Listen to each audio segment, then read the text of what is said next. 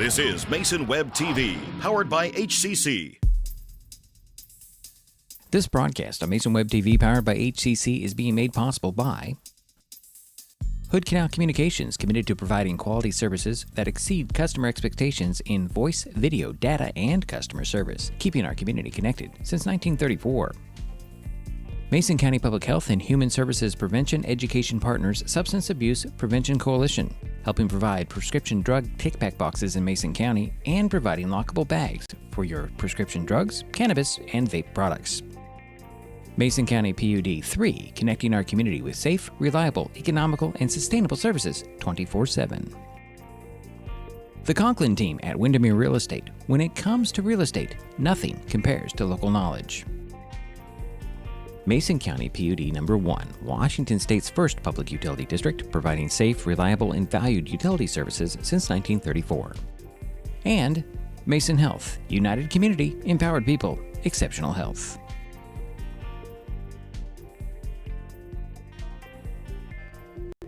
Well, good afternoon, and welcome once again to the baseball field on the North Mason School District campus in Belfair, Washington. A very busy place today, Jerry. You got a track meet going on at Phil Pugh Stadium. You've got a softball game over the hill at the softball field. You got a tennis match, I think, behind us. Yes. On the hill. And we've got baseball. It's a pretty busy place today. Yeah, 4 activities for sure. Well, today, Mason Web TV, powered by HCC, has an Olympic League baseball game featuring the North Mason Bulldogs and the North Kitsap Vikings. My name is Diedrich Allen, and joining me for today's game is Jerry Apple. How you doing, Diedrich? Glad to be back. Yesterday, we watched North Mason fall to Olympic 11-0. Not only did the Bulldogs lose the game, but had 2 players suffer injuries. Boston Stanley, the starting pitcher, felt something in his elbow that took him off the mound, and Cole McCormick, the starting catcher, had a ball hit him in the throat and was taken out of the game, and eventually ended up at a hospital. And Jerry, you got the update. He's out. I do. Cole McCormick will not be playing tonight. But Boston Stanley will be the designated hitter. Okay, just won't be pitching. Yeah, that's what No, he will not be pitching. I talked to the coach after the game and asked him what was going on. It's just Boston felt something in his elbow, and the rule is just stop. Don't push it, because you've got to figure out what it is before Absolutely. No damage at this level at all. So, after yesterday's loss, North Mason has a 4-5 overall record, 3-4 in the Olympic League. North Kitsap is 7-3 on the season, 6-1 in league play. The Vikings also played yesterday and beat up Port Angeles 7-1. Now, this is the second meeting of the season between North Mason and North Kitsap. In the first meeting on Tuesday, the Vikings walked away with an 8-7 win on a wild pitch in the bottom of the 10th inning, and it was a very bizarre pitch. From what I was told, it was like kind of just hit 2 feet in front of everybody, and nobody knew what to do except for the guy on third, who rambled in for the winning score. So looking at the history between these teams, North Kitsap has won the last 17 games with North Mason. You have to go back 10 years to find a Bulldog win over the Vikings. According to Max Preps, North Mason beat North Kitsap 11-3 on April 4th, 2014. Almost 10 years ago to the day. Well, 10 years in a week, it looks like. So, coming up, we'll get you the lineups, the batting orders, and, of course, the first pitch is Olympic League baseball. North Kitsap Vikings at the North Mason Bulldogs on Mason Web TV, powered by HCC. Back in a moment. The living room. It's a great place to watch TV. Just like your backyard, break time at the office, or waiting for your ride. Now you can watch TV everywhere. Stream your favorite shows or live TV from many channels in your cable package on any computer, tablet, or smartphone. It's all included in Hood Canal Communications TV service for no extra cost. Sign up to watch TV everywhere today. Call or visit Hood Canal Communications online to learn more. And we're just moments away from first pitch, so Jerry, you got the lineups. Go Yeah, for it. the visiting North Kitsap Vikings under Jeff Weibel. Leading off, batting first is number 7, Alex Elton, the shortstop. Batting second is the center fielder, number 22, Spencer Gillespie. Batting third, number 44, the right fielder, Tate Stearns. Batting cleanup, the third baseman, number 2, Nolan Roll. Batting fifth, the designated hitter, number 11, Noah Sorensen. Batting sixth, the pitcher, number 10, Jonathan Bork. Batting seventh, the first baseman, number 16, Aaron Groch. Batting 8th, the catcher, number 3, Grayson Pritchard. Batting 9th will be number 17, second baseman Chase McDaniel. And number 15, Aiden Reister will be playing left field, but I don't believe will be hitting. Okay. Okay. And let's go with the defense here. Okay, North Mason at second base, number 3, Skylar McLean leading off. Batting second, number 8, Will Broughton, the left fielder. Batting third, the first baseman, number 10, Kingston Sarabukoff. And batting cleanup will be the pitcher, number 5, Caden Atencio. Batting fifth, the designated hitter, number 14, Boston Stanley. Batting sixth, the catcher, Calvin Rice. Batting seventh, the shortstop, number 4, Dylan Prideaux. And batting eighth will be Leland Lopes, the third baseman. And batting ninth will be the center fielder, number 7, Dan Jones. Stepping in right now is number 7, the shortstop, Alex Elton, leading off for the Vikings. So I'm going to go to my trusty sheet here, if I could get the right one, and give you some info on number 7. If I get to the right sheet here, Jerry. He takes ball 1, by the way. Okay. And he's waiting for the next pitch. And he grounds one right by the glove of Leland Lopes into left field, and there is a leadoff single for the Vikings. 1 on and nobody out. And now up is your second hitter, number 22, the center fielder, Spencer Gillespie. Now maybe I can see. I put the list down, and Jerry gets me to do it again. So Gillespie, what did he have? Where is he? He was 1 for 4, 2 RBIs, scored a run. I believe that's against Port Angeles yesterday. Throw over to first. And it's back safely.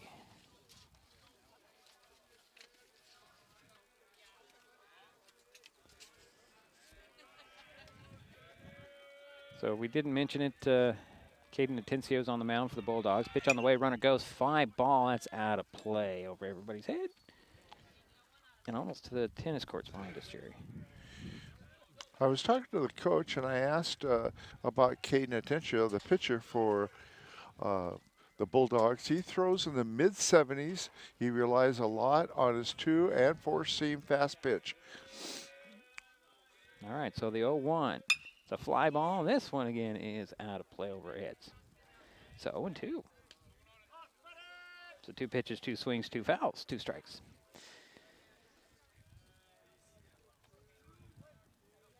We got Elton over on first base. He'll take his lead there. The 0-2 to Gillespie. Runner goes, throw to second, and slide in there, avoiding the tag is Elton, so he's safe there at second. And that pitch was a ball. On deck is Tate Stearns, the right fielder, number 44. Got 1 runner in scoring position now for the Vikings. And a 1-2 count on Gillespie. Waiting for the pitch from Atencio. There's a fly ball. That one's hooking foul and out of play up the first baseline. Kind of hit that into the wind. I don't think the wind's strong enough to change the trajectory of that, but it sure looked that way. Yeah. So because we're, the I would agree with you on that. Yeah, the wind's right in our face, but it's pretty light. So the count remains 1 ball, 2 strikes to Gillespie. Here's the kick and the throw from Atencio. That one's going to be fouled off. Nice play over there by Stearns. Is it Stearns? On deck? I'm sorry. Can't read your writing here, Jerry. Yeah, Tate Stearns is on deck. Looks like Stevens on this sheet. Oh, I'm sorry. Yeah, right, my fault. It's all right. No big deal. I can look at the other sheet. So the count remains 1 ball, 2 strikes. Nobody out and 1 on. Runner at second base for the Vikings. Top of the first pitch on the way. That's going to be ball 2. Gets away from the catcher. That's Calvin Rice. Now, Calvin was called up from JV to play this game, Jerry, because of Cole McCormick's injury. And I got to give props to Javon Kelly, who came in as the catcher yesterday. Did a great job, although he hadn't caught for a year. Yeah, for like a year. Yeah. So 2-2 pitch, and that'll be 3-2. If I catch up on my graphics, the count goes full to Gillespie. And a great experience for Calvin Rice. Yeah, well, also heard that he can play anywhere on the field. So, see how he does. So here's the 3-2 pitch to Gillespie. Pitch on the way. Fly ball, that's going to go out of play. And the count remains full at 3 balls and 2 strikes. And Alex Elton will need to go back to second base. Nice little trot over there. He got almost to third base by the time He did, realized that was a foul ball. He's got some speed out there at second base.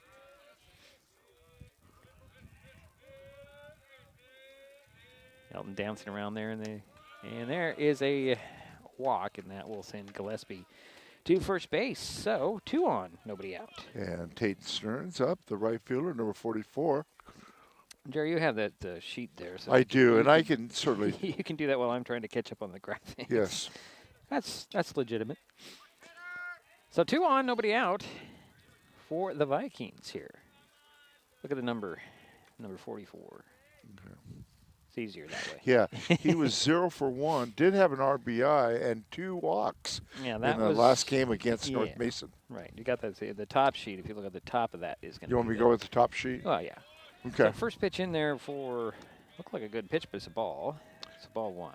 Well, he was 1 for 4 against Port Angeles. Yeah. So 1-0 to Stearns. Pitch on the way. Throw to third. And they got him at third. Yeah, nice throw by Rice, the catcher. Good tag by Lopes. But on the play, Gillespie made his way to second. But there's 1 down now for the Vikings here in the top of the first, with the runner at second base now. And the count's 1-1. Pitch on the way, that's going to be ball 2. So 2-1 on the count. 1 out, 1 on.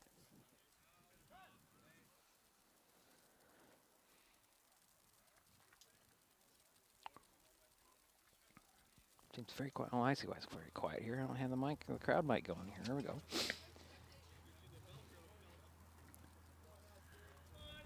A little bit of a delay there.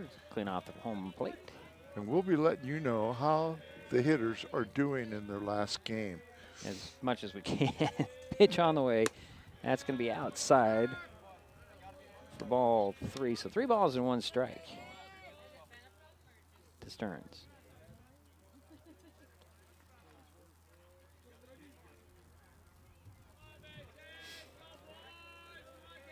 Next pitch on the way. And that one's going to get away from Rice, so the runner's going to go to third. That'll be Gillespie over at third now. And runners at the corners as Stearns heads to first. On a walk. And now up is number 2, the third baseman, Nolan Rowe. And Nolan, against Port Angeles yesterday, was 0 for 1. Did have a walk. Okay. And again, in the first game against North Mason, Jerry? Yeah, the first game he had against North Mason, he was 1 for 2, had an RBI. All right. So I'll get Jerry to do all the dirty Yeah, work. let me do that. Yeah. That takes it off of your plate. First pitch in there for a strike. So that's strike 1.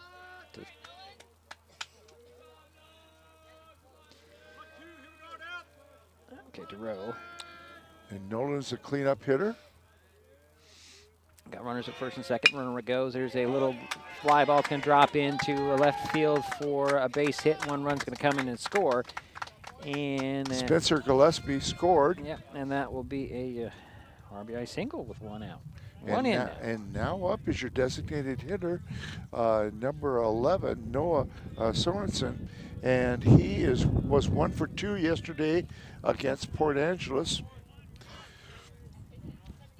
Had a hit. And against North Mason, he was 1 for 1. Okay. Waits for the first pitch from Atencio in there. Just outside, a little bit high for ball 1.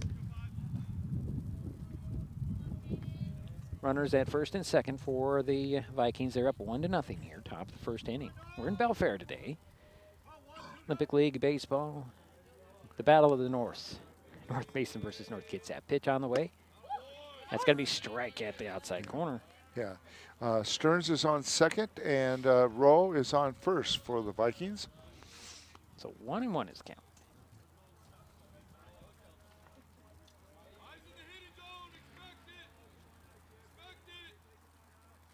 Next pitch on the way. That's high for ball 2, 2-1.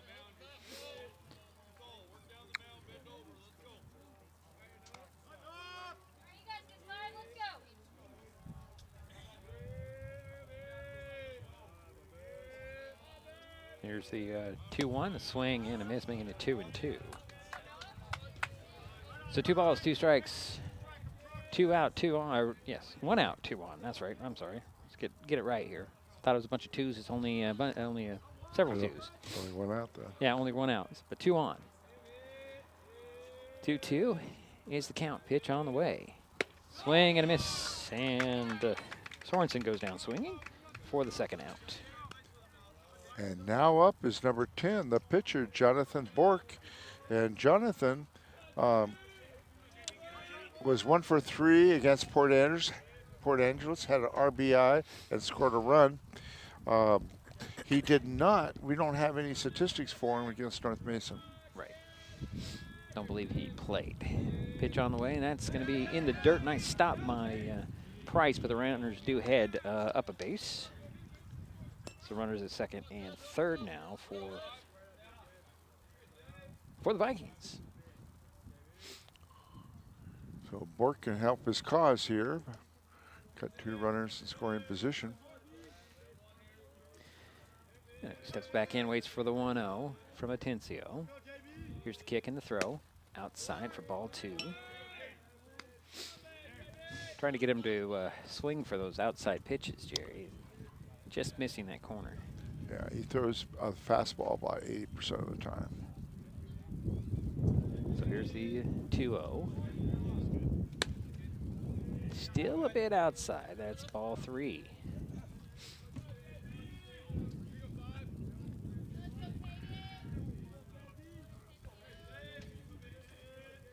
Bork will get back in there. Yes. Bork will probably be taking. Yep, and that's going to be low and inside, and that's a walk. And so Bork will head to first base, and the bases are loaded. And now up is Aaron Groch, the first baseman. And Aaron was 0 for 1 against Port Angeles, did have 2 walks and did score a run against. He did not play or did not hit, according to our statistics, against North Mason. Yeah. That was on Tuesday. Quite a game up there from what we heard. And wild pitch. We've got a delay here as the pitching coach is out there to chat it up with Atencio.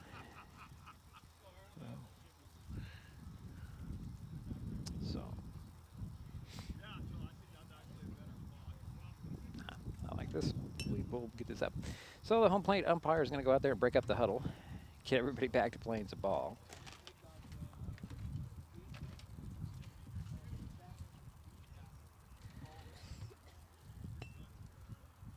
All right.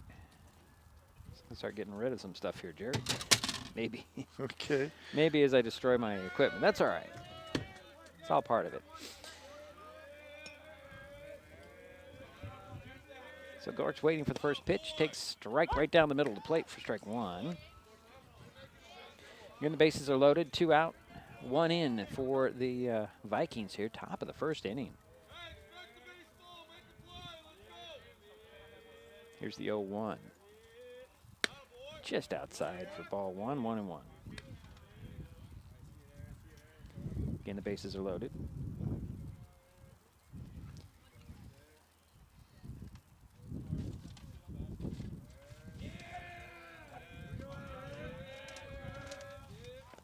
Here's, oh, that was a good stop good by stop, the catcher. Yeah. You notice that he immediately looked over his head. Yeah. Instead of looking down where the ball was, because it's a little harder to find it when it's in the air than it is when it's sitting in front of you. But it's 2 balls and 1 strike to Gorse. Yeah, Aaron can be very selective right now on the pitch he wants. Here's the 2-1 from Atencio. just a bit outside and low for ball 3. So 3-1 is count. So it'll be interesting to see if he's going to take here or the ball or what. Let's see what happens here. Whether he's going to swing or not. Here's the kick and the pitch. There's a foul ball that goes over our heads. And the count goes full. 3 balls, 2 strikes. And the runners will be running.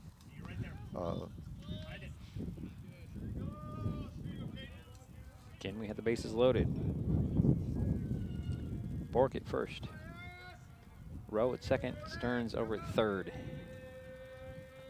Pitch on the way. And that'll walk in a run. So give Aaron Groch a RBI for that walk. And coming in to score is Tate Stearns. So that makes it 2-0. Trying to get my... And now up is your catcher, number 3, Grayson Pritchard. And Grayson was 0 for 1 against Port Angeles, did walk. And against North Mason, he was 0 for 3. Waiting for the first pitch with the bases loaded and 2 in, 2 out. Pitch on the way a little high and inside for ball 1.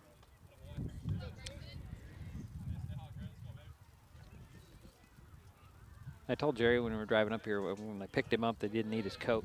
I was wrong. It's a little chillier than yesterday. Pitch on the way. There's a strike. For 1 ball and 1 strike. Because yesterday was a beautiful day. Yeah, it was a beautiful day yesterday.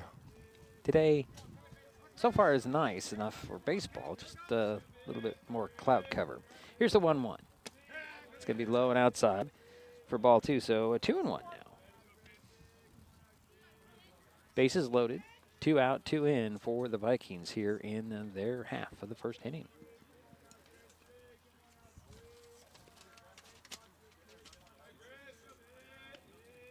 Here's the 2-1.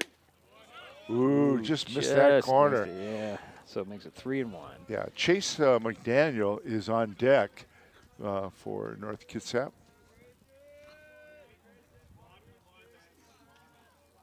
Yeah, that was a close. That was close, just enough outside. So here's the 3-1. There's a strike. This time on the inside corner. Okay, got the same situation as we did in the last for the last batter. Runners will be running. So the bases are loaded, 2 out. Pitch on the way. Line drive, that's going to get into the glove of McLean. He'll throw to first, get the out there. And that will do it for the Vikings here in their half of the first, but they do get 2, leave 3. And North Mason's coming to bat. This is Mason Web TV, powered by HCC. Back in a moment. The first rule of storage is keep out of reach of children. Ease of access is the #1 reason youth misuse recreational or prescription drugs. Store your medication, vape, edibles, or cannabis products in their original child-proof bottles with original labels if possible. Keep them locked up. Store your medicine, tobacco, or cannabis products in a locked cabinet, locked drawer, or in a bag like this with a lock. For more information, visit lockssavelives.org or call Mason County Public Health at 360-427-9670, extension 400. Hi folks, Diedrich Allen with Mason Web TV, powered by HCC, your source for live high school sports with play-by-play. Once again, Mason Web TV is broadcasting select games every week this school year. Football, basketball, baseball, softball. We bring you all the action, from the kickoff to the final whistle, from the tip-off to the final buzzer, from the first pitch to the last out. Watch how it happens on Mason Web TV, powered by HCC. Business owners, you can get in on the action as well. Go online, email, call, or text right now to find out how. And we're back for the bottom of the first inning, 2-0 North Kitsap. Yeah, North Kitsap had 2 runs on 2 hits. 3 people were left on base, no errors committed by North Mason. Leading off for the Bulldogs will be number 3, Skylar McLean, the second baseman. And Skylar. Yeah, got to go to the second sheet. Sorry, Jerry. Yeah. Skylar yesterday against Olympic was 1 for 4, had 2 walks, and 2 runs scored. Oh no, that must be a mistake on that one. Yeah, 'cause because they you didn't said it was 11-0. That could be wrong. Oh, that was the North Mason was- game. Let's see. What? No, that was against North Kitsap. Yeah. I apologize. That was against North Kitsap. So I was yesterday. correct on that. Yeah. And that was a couple days ago. He was 0 for 2 yesterday against Olympic. Yeah, the Thank you for the correction. Yeah, the Bulldogs did only manage 3 hits, and I only discovered that when I went through my scribbles on my sheet this morning. Here's the first pitch to McLean. That's a ball. Well, I thought I should be here today. I was playing hooky yesterday. Oh, Jerry's a busy man, so I don't blame him for telling me no, can't make it when I give him a day's notice. Well, I enjoy helping you. There's a swing and a miss on the next pitch. So 1-1 is the count. Might help if I bring up your graphics here, folks, so you can see. So here's the 1-1. The leadoff batter for the Bulldogs. Fastball just outside, and a little bit low for ball 2. So 2-1.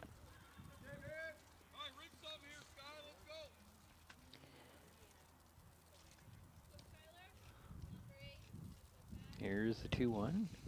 Ground ball chopper. Going to be scooped up there by Rowe. Throw to first and tagging him out. It'll be Gorsh, and that's out number 1 for the Bulldogs. It's a good play. He didn't go to the bag. He just said, oh, I'm going to step off the bag. So Smart move by the first baseman. Just tag him out instead, which is, as Jerry said, smart move. And good now reaction. up is the left fielder, number 8, Will Broughton. And he was 1 for 1. He got one of the 3 hits. He did. And had a walk yesterday. First pitch to him is low for ball 1. He also did the majority of the pitching after Boston Stanley went out. And he struggled from time to time, but yeah, he. But I'm glad that Boston still is able to play, and that's good. That's good news. Next pitch in there for strike 1 called, so 1-1. 1 out, nobody on for the Bulldogs. Trailing 2-0. William Broughton at bat. Pitch on the way. Swing and a little foul off his leg. Makes it 1-2.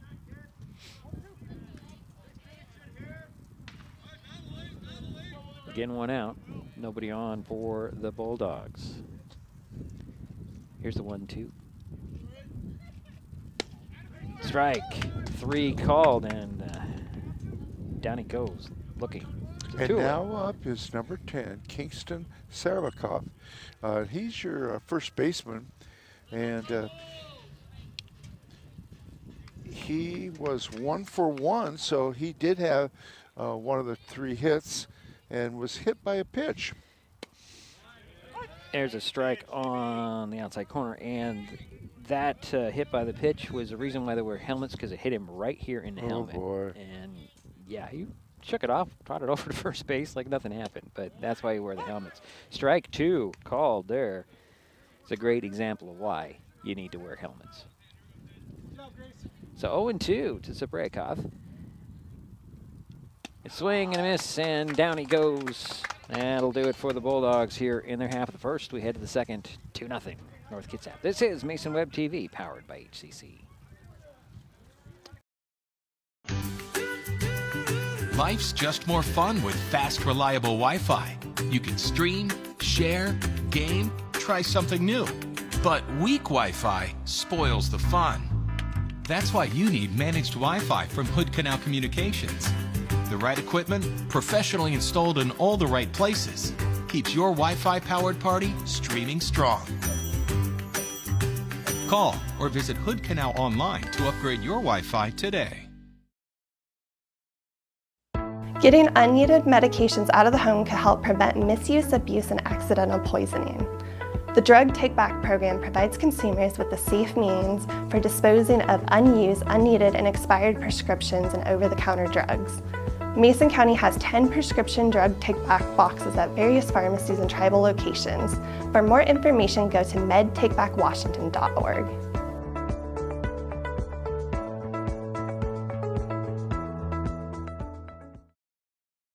This is a first responder, and same here.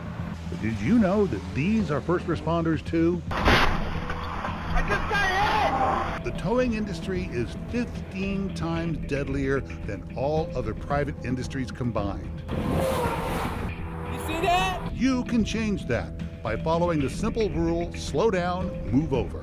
It's the safe thing to do. And It's the law. make our freeways safer. Slow down, move over. And we are back here for the second inning of play. New pitcher for the Bulldogs. It's Leland Lopes. Jerry, go ahead. I like that new move over law. Yeah. You have to move over for every type of emergency vehicle. Yeah, and it's a good idea if you just see a car on the side of the road. If you have room, move it over. Exactly. Yeah. Or at least if you can't move over, at least move into the left part of the lane and slow down about 5 miles or 10. So Lopes is on the mound for the Bulldogs. I'm trying to see who's over at third base. Okay. Hold on a second here, Jerry, before I finish All my right. thought here. Danner Jones is over on third. All right. And I guess Broughton's not out there anymore. No, he's in left field. Okay. So now we got it all figured out. I'm going to have to change everything. And Go ahead. leading off for North Kitsap here in the top of the second is the second baseman, Chase McDaniel. And Chase yesterday did not bat against North Mason. He was 1 for 1, had a walk, and scored 2 runs against North Mason. So Lopes is the pitcher, and the wind kicks up just a tad bit here. Not necessarily a good sign. I haven't been able to update my little cheat sheet there. But here's first pitch inside, and it's going to be ball 1. Now, have you seen Lopes pitch yet? I have not. I haven't. Well, Yeah. I haven't either. Now there's a question by the coach for North Kitsap. Let's see what's going on here.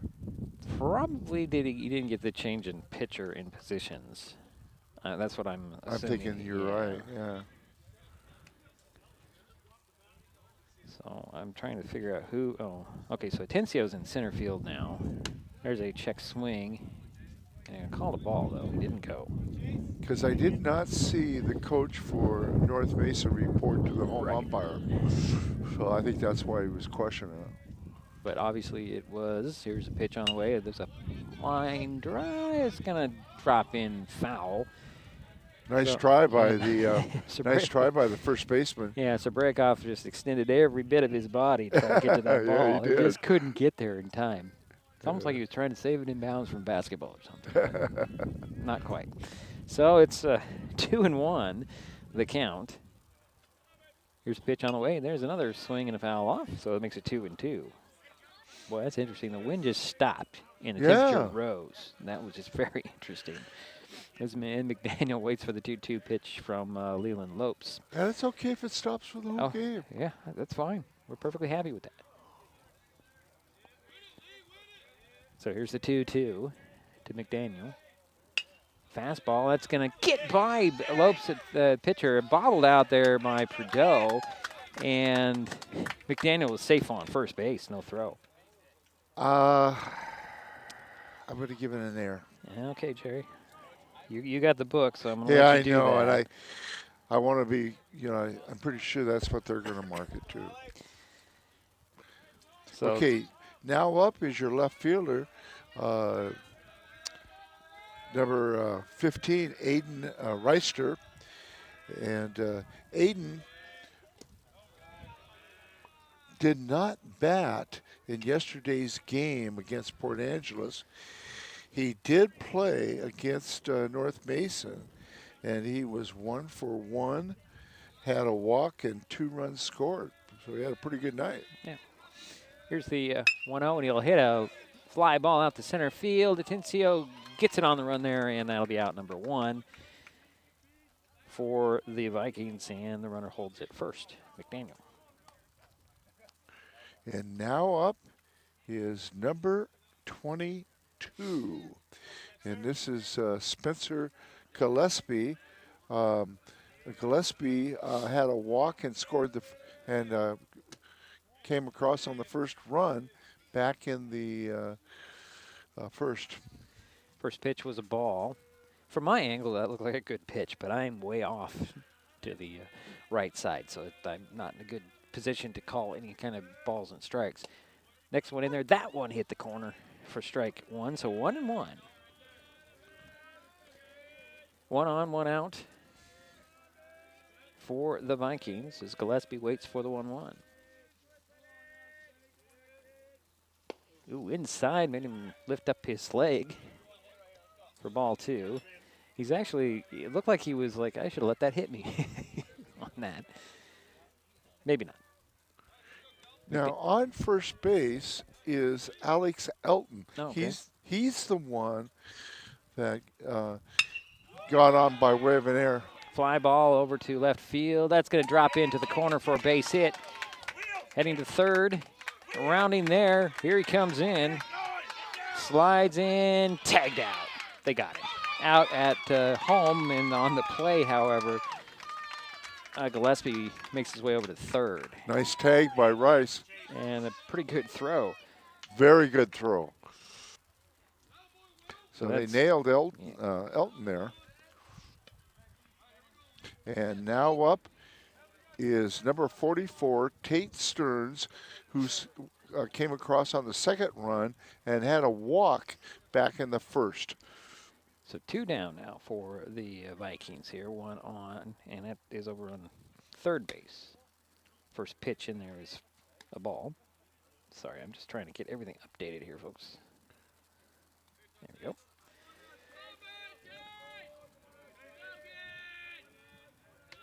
Here is the 1-0. That hits the outside corner for strike 1. So 1-1 to Stearns. Yeah, and he was 1 for 4, had an RBI against Point Angeles. Yeah, you can discard all that stuff. We don't need to Yeah, do we don't that need that, because yeah. it's through. Yeah, right. Oh, gotcha. Thank you. Next pitch on the way is outside and low for ball 2. Yeah, that makes a lot of sense. Yeah, you could probably just flip it over to the North Mason sheet because they've only had 3 batters. Yeah. Just saying. Got it. So it's 2 balls, 1 strike, 2 out, 1 on, runner at third base, and that is Gillespie. Batters is Stearns. He'll take ball 3 there. Just a little bit low. So 3-1.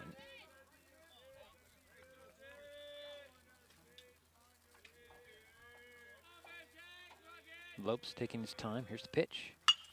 It's a fly ball center field. I think that might get there. Nope, it's going to be caught out there by Javon Kelly, and that'll end the inning. Well, the Vikings get a couple of hits, leave 1 out there. Still lead at 2-0. We'll head to the bottom of the second on Mason Web TV, powered by HCC. Hood Canal Communications keeps our community connected.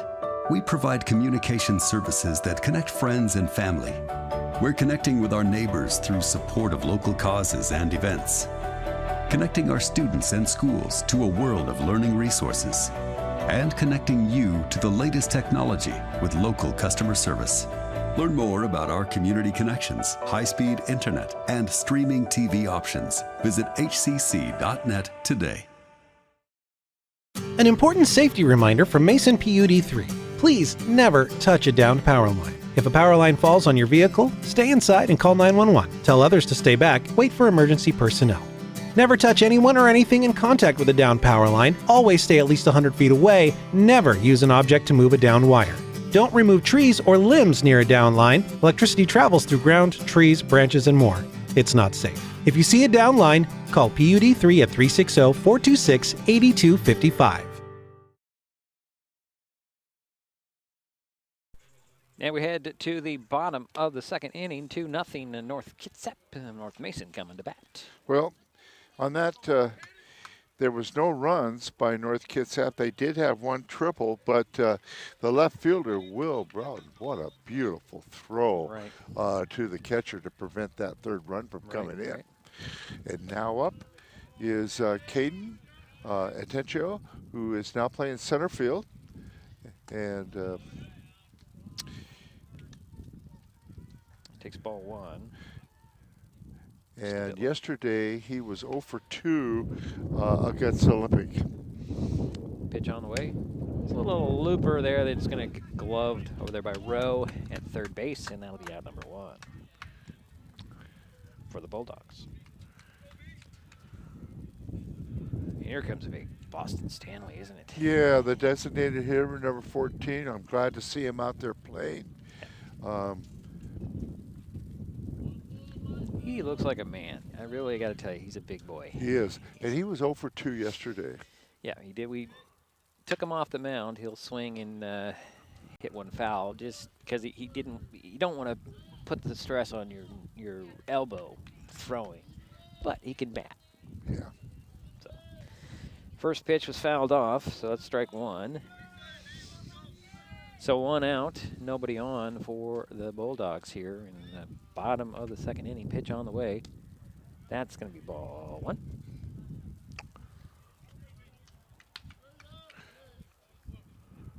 It was interesting trying to keep up with the book yesterday with the changes and positions and you name it. Right. Pretty much everything happened in that game, I think.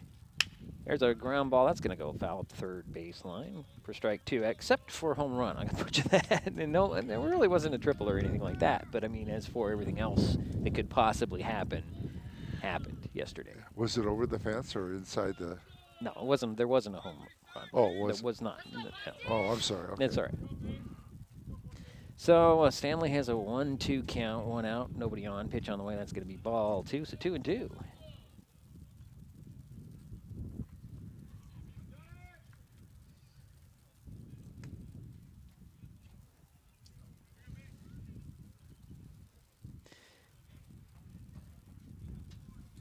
Waiting for the next pitch. Pork. Pitch on the way. Swing and a miss, and Stanley goes down swinging for out number 2.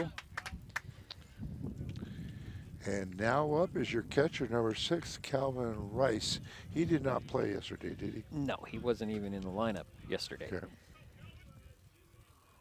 Remember, he came out, he was called up because of the injury. Yeah. Played well today, though. Yeah, so far, yes, he's done a good job. Here's the first pitch to him. Swing, and he'll hit one foul off the third baseline. So I'm going to safely say if he gets a hit, it'll be his first varsity hit. Don't you think, Jerry? I don't know if you noticed what he did wrong there. He walked right in front of the catcher of that throw. Oh, he'll hit one right into the glove of Elton there at shortstop, though. And that'll do it for the Bulldogs here in their half of the second. Yeah, 1, 2, 3. Yeah, 1, 2, 3, as Jerry says. We head to the third, 2-0. North Kitsap. This is Mason Web TV, powered by HCC. That was close. The first rule of storage is keep out of reach of children. Ease of access is the #1 reason youth misuse recreational or prescription drugs. Store your medication, vape, edibles, or cannabis products in their original child-proof bottles with original labels if possible. Keep them locked up. Store your medicine, tobacco, or cannabis products in a locked cabinet, locked drawer, or in a bag like this with a lock. For more information, visit locksavelives.org or call Mason County Public Health at 360-427-9670, extension 400. Life's just more fun with fast, reliable Wi-Fi. You can stream, share, game, try something new. But weak Wi-Fi spoils the fun. That's why you need managed Wi-Fi from Hood Canal Communications. The right equipment, professionally installed in all the right places, keeps your Wi-Fi powered party streaming strong. Call or visit Hood Canal online to upgrade your Wi-Fi today. And we head to the third inning of play, 2-0 North Kitsap. The Vikings coming to bat. And now up is the third baseman, number 2, Nolan Rowe. He had a single back in the first inning and had 2 RBIs. So he's the one responsible for those 2 runs on that single. I have nothing to add, I guess. I'm sitting over here in silence. Yeah, and Nolan is your cleanup hitter for North Kitsap. And we're in the top of the third.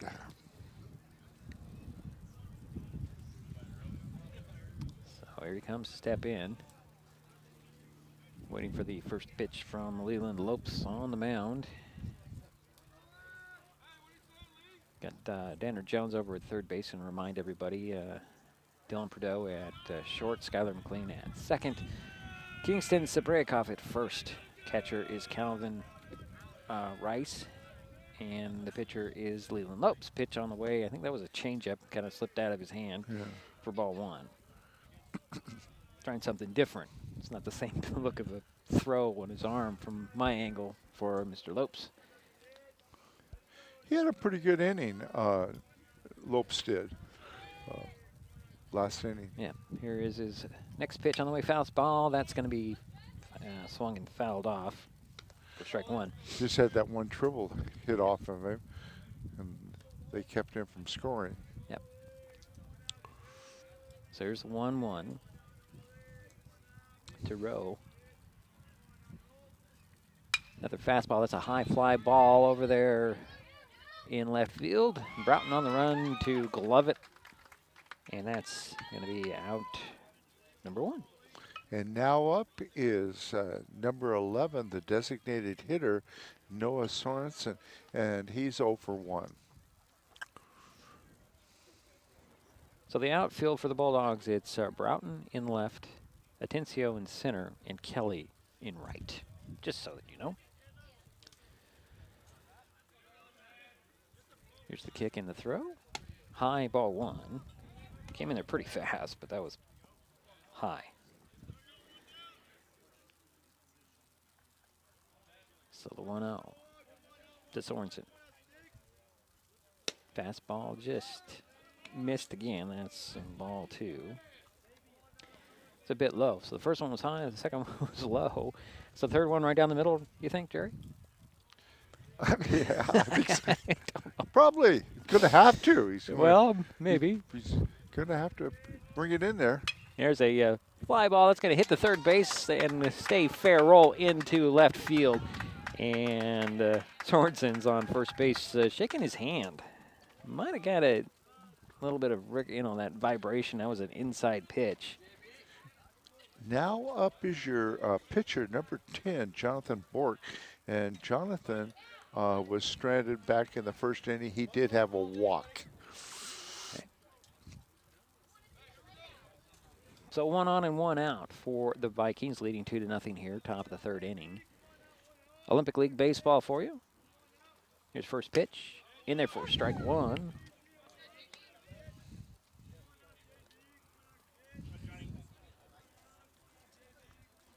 So Bork will step back in.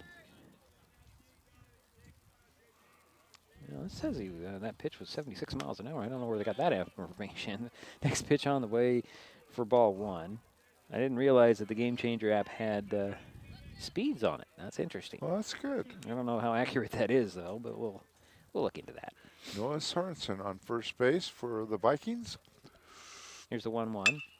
Fly ball, that's going to drop into center field for a base hit. Sorensen, in the gap there. Yeah, and Sorensen just kind of trots over to second. He's not in any hurry there. Yeah. So runners at first and second for the Vikings. I was surprised they held him, Bork, to a single there, but.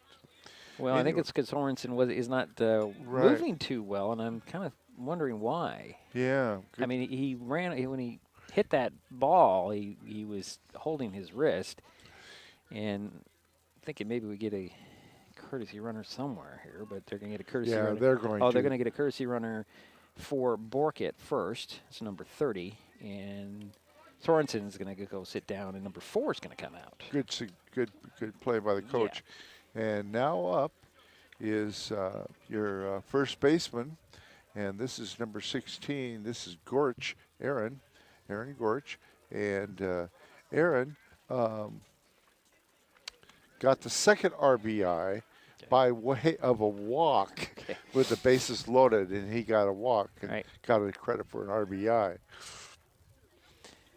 So 1 out and 2 on, swing and a miss on that first pitch. So we've had back-to-back singles here, Diedrich. So we got runners at first and second. Let's see if we can give those names here.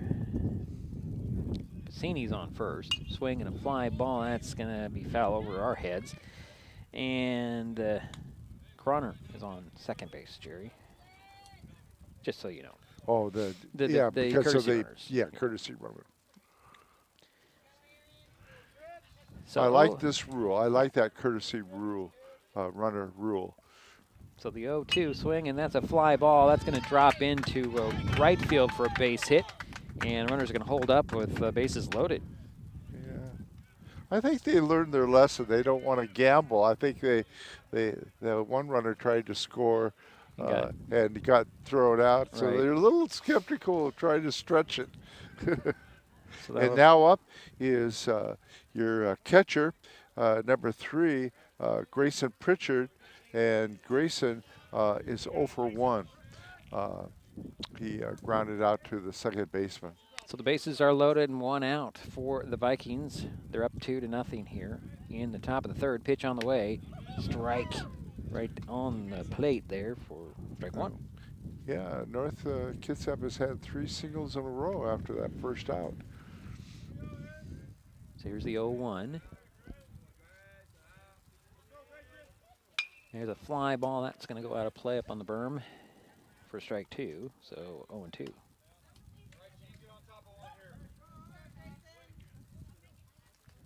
So Pritchard will step back into the batter's box. The bases are loaded. 1 out. Here's the 0-2. Outside for ball 1.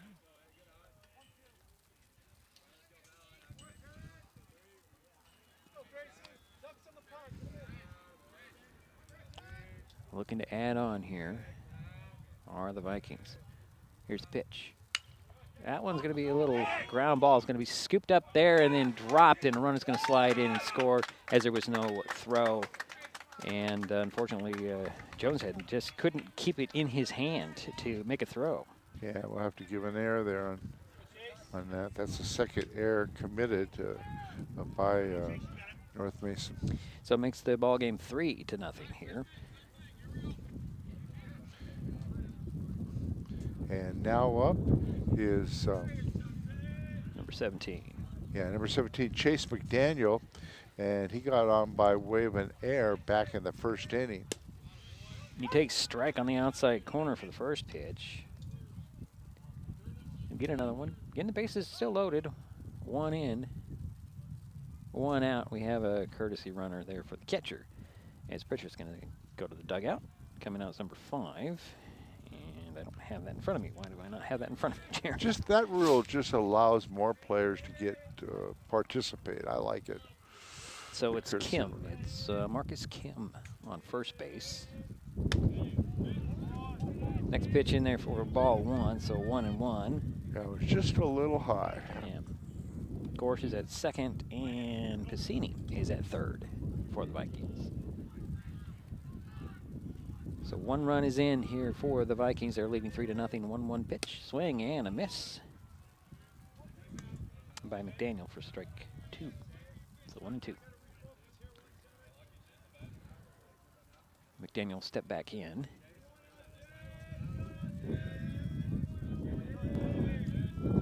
Here's next pitch on the way. That's outside for ball 2. So 2-2.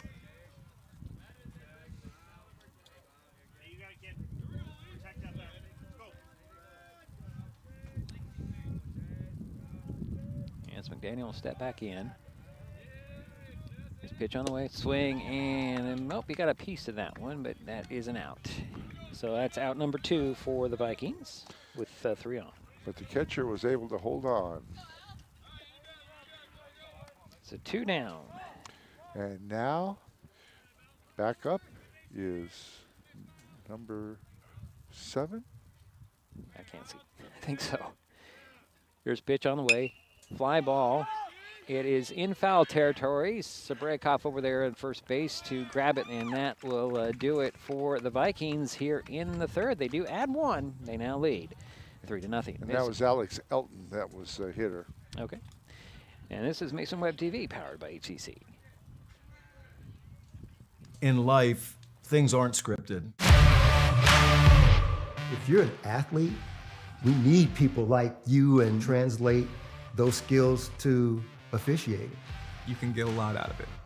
It happens in every town, in every game. We never have a perfect game, but the rewards always outweigh the negativities.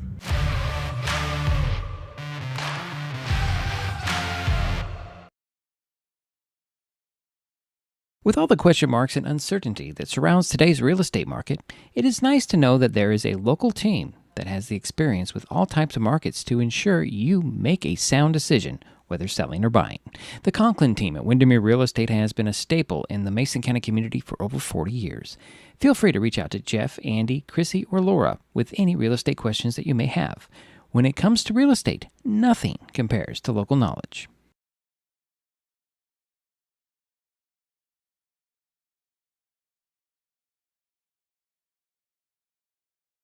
We're back here in the bottom of the third inning. North Kitsap had 1 run on 3 singles. 2 people were left on base, and there was 1 error committed by North Mason. Yeah, and they lead 3-0. The Bulldogs are coming up to bat now. Yeah. What's interesting, the pitcher for North Kitsap does have a no-hitter. Dylan Perdeau, the shortstop, number 4, is leading off. And he bats 7th in the lineup. And he takes strike 1.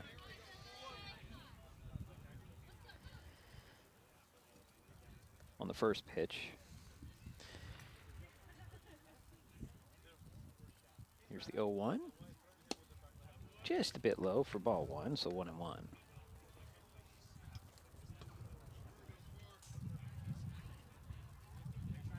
Bordeaux waiting for the next pitch. Another 1 hopper there for ball 2, so 2-1. When I see these 1 hoppers, Jerry, I kind of feel that the pitcher's getting tired, and that's never the case. Just a little off target. Yeah. So 2 balls and 1 strike to Bordeaux. Here's the kick and the throw. That one's going to be fouled straight over our camera.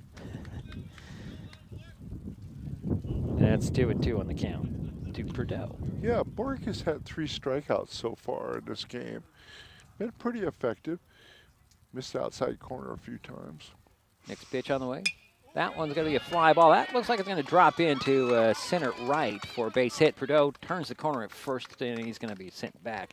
So there is a leadoff single. And that's the first hit for North Mason here in the ball game. And now up is your pitcher, number 13, Leland Lopes.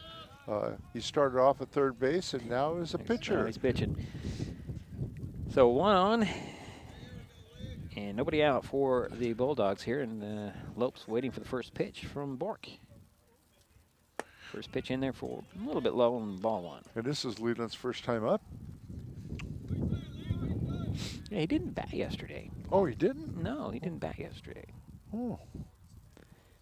Which I found very odd, but he didn't bat yesterday. Here's a pitch on the way. That's inside and high for ball 2. So 2-0 to Lopes. You got Bordeaux over there at first base. Yeah, Leland's a pretty good football player. Yeah, linebacker, I believe. Yeah. If I remember right, going back to the on deep, yeah, on defense. Yeah. I'm not sure if he played offense. I don't think he did. There's a fly ball, high center field coming in. Gillespie gonna adjust and grab it for the out there, and Bordeaux has to try back to first base. So 2 away. Or 1 away, excuse me, for the Bulldogs. Now up is Danner Jones, the center. He's not playing center field, is he? No, he's over at third. That's right. He's at third. That's right. And this is his first time up. And he didn't play yesterday either, I don't believe. Can't remember him yesterday, so your first pitch to him is outside in ball 1. You are correct. Yeah, he didn't bat yesterday. Well, he didn't play. I don't remember he didn't seeing play. him. I don't remember seeing him on the field. Must have been a day off for him. Let's put it that way. So 1 ball to Jones. Pitch on the way. That's going to be strike one called. Yeah, it was a nice pitch right on that outside corner. So 1 ball, 1 strike, 1 out, 1 on for the Bulldogs here in the bottom of the 3rd inning, trailing 3-0. Bork with another pitch on the way. That's just outside, a bit low for ball 2. He held up on that. Yeah, looked like he wanted to go. So again, you got Dylan Prideaux over at first base for the Bulldogs. Takes his lead there. Here's the 2-1. Runner goes. Swing and a miss. Throw to second. And, ooh, they just missed the tag. As Prideaux got there a little bit, got to the bag just before the tag on his back. That was the only thing he could do. Yeah. Oops, let's see here. So a steal by Dylan Prideaux. And now Prideaux is on second base. Scoring position. Yep. So 2-2 the count. 1 out, 1 on. Bulldogs looking to try to get something going here. Stanner Jones will step back in with that 2-2. Here's the pitch, fastball. Strike 3 called on that outside corner for out number 2. And that's the 4th strikeout for the pitcher. Let's see. This should be the top of the order, isn't it? Yeah, it is. Yeah. It's Skylar McLean, number 3, second baseman. He's 0 for 1. He grounded out to the 3rd baseman back in the 1st. Waiting for the first pitch here. Again, Tanner Jones, the second. He'll swing and he'll hit a fly ball right there to left or right field. It's gloved there, turning the corner, coming in to score is Jones, and heading to 3rd is McLean on the throw in. So there's a first run for the Bulldogs.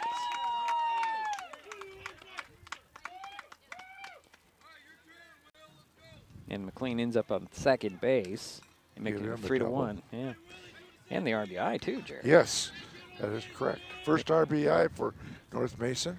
And now up is number 8, Will Broughton. He's 0 for 1, but boy, I tell you, he has a good arm out there in the field. Officially, they're going to give McLean a single.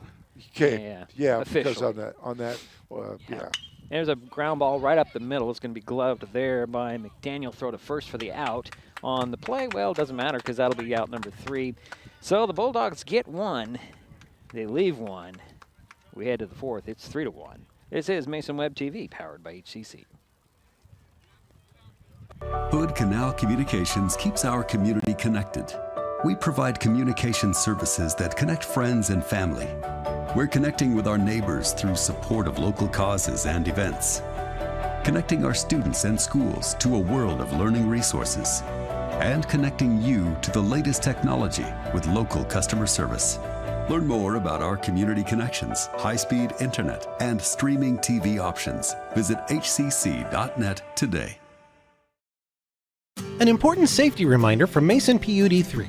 Please never touch a downed power line. If a power line falls on your vehicle, stay inside and call 911. Tell others to stay back. Wait for emergency personnel. Never touch anyone or anything in contact with a downed power line. Always stay at least 100 feet away. Never use an object to move a downed wire. Don't remove trees or limbs near a down line. Electricity travels through ground, trees, branches, and more. It's not safe. If you see a down line, call PUD 3 at 360-426-8255.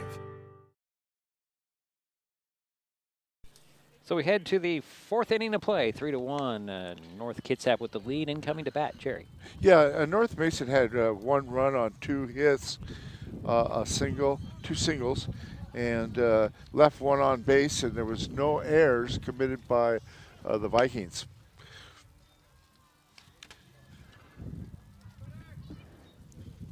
So now up is number 22 for the North Kitsap, Spencer Gillespie, and he had a walk in the first, scored and came across on the first run, and also had a triple back in the second. And he's stepping in, calls timeout, step back out. Sorry, I have to put on my third layer here. It's the wind. It's not terribly It's not that cold. It's just the wind has a little tiny bite to it. There's the first pitch, and hit that outside corner for strike one.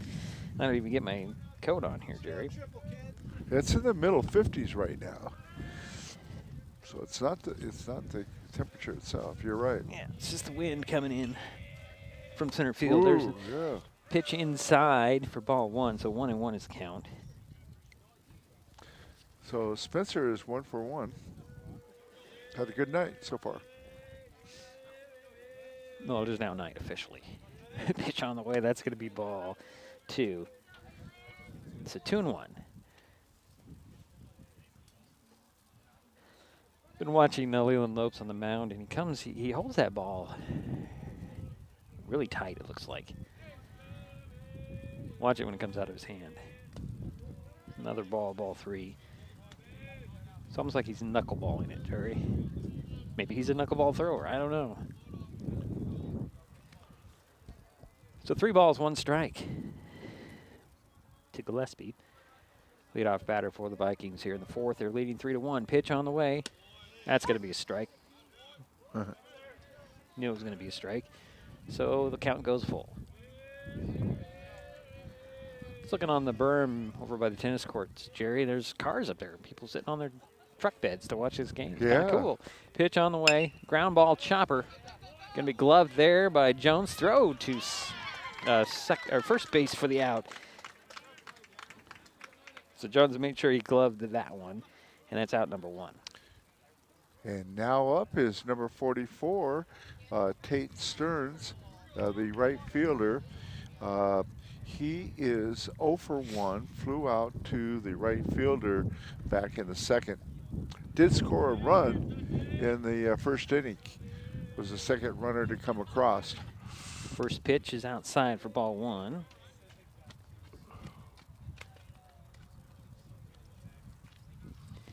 So, Jerry, have you ever played catcher? Oh, Little League, I tried it. Okay. I didn't, so. There's always an outfielder. Pitch on the way and low for ball 2, so 2 balls, no strikes. Just wanted to know. I mean, those knees have got to be.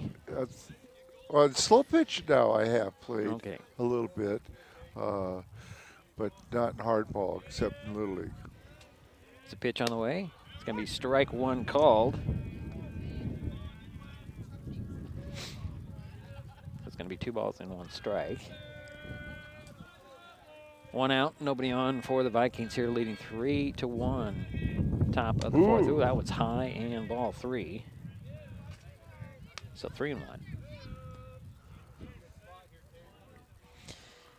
I think Lopes just wants Rice to stand up once in a while, stretch out, get those balls, keep him loose. Here's a 3-1. Strike 2 called.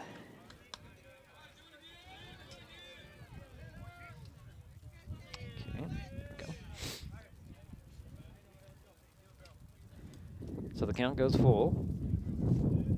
And Stearns waits for the next pitch from Lopes. Right up the middle with that ground ball into center field. Stearns will turn the corner at first and hold there. Boy, the velocity on that single up the middle. Leland tried to glove it, but he couldn't. I don't think he tried. had a chance. He did not have a chance. So it's a 1-out single for Stearns. Yep, and now up is Nolan Rowe, your third baseman.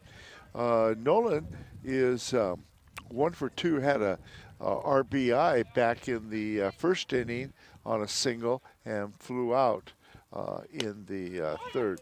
He'll take first pitch as a strike on the outside corner. So 1 on and 1 out, and the 0-1 is the count to Rowe. Stearns on first base. Here's the pitch on the way. That one looked like a good pitch, but it's a ball.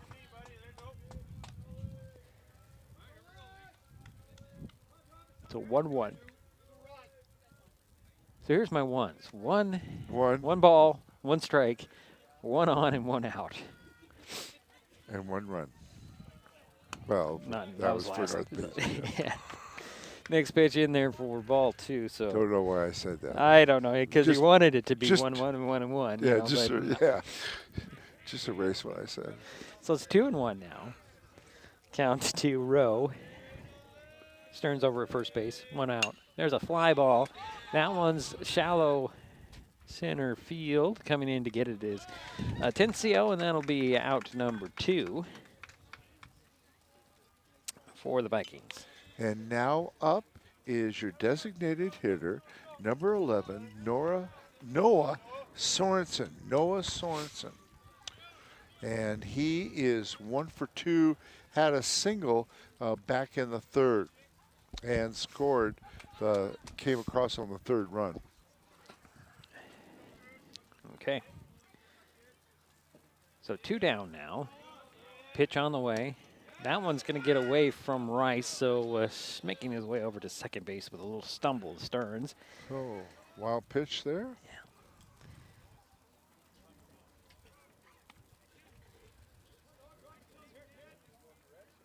So runner now in scoring position. Stearns is on second base with 1 out. And a 1-0 count. That's well, actually that's right. Wait a minute, Jerry. We got a different batter here. It's Croner. Okay. Yeah, yeah. Here's next pitch is ball 3.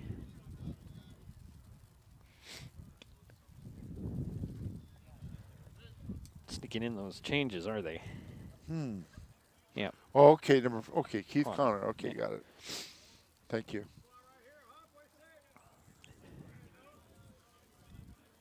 So he's 3 balls and no strikes.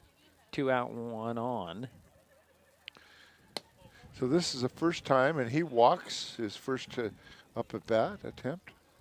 So runners now at first and second for the Vikings. And let's see. Number 10. Yeah, number 10, the pitcher, Jonathan Bork. He is 1 for 1, had a walk in the first and a single in the 3rd.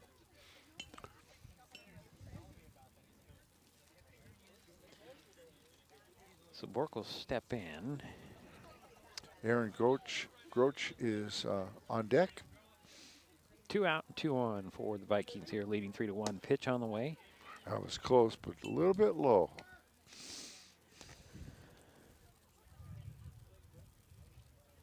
See, the board says that's second ball. That's the first ball, isn't it?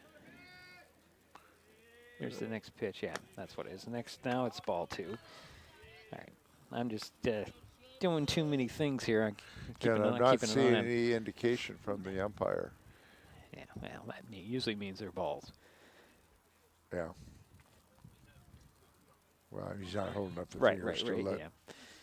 Well, I keep telling our intern, Aiden, that if the umpire doesn't make a real move, that is a ball. Right, that is yeah. true.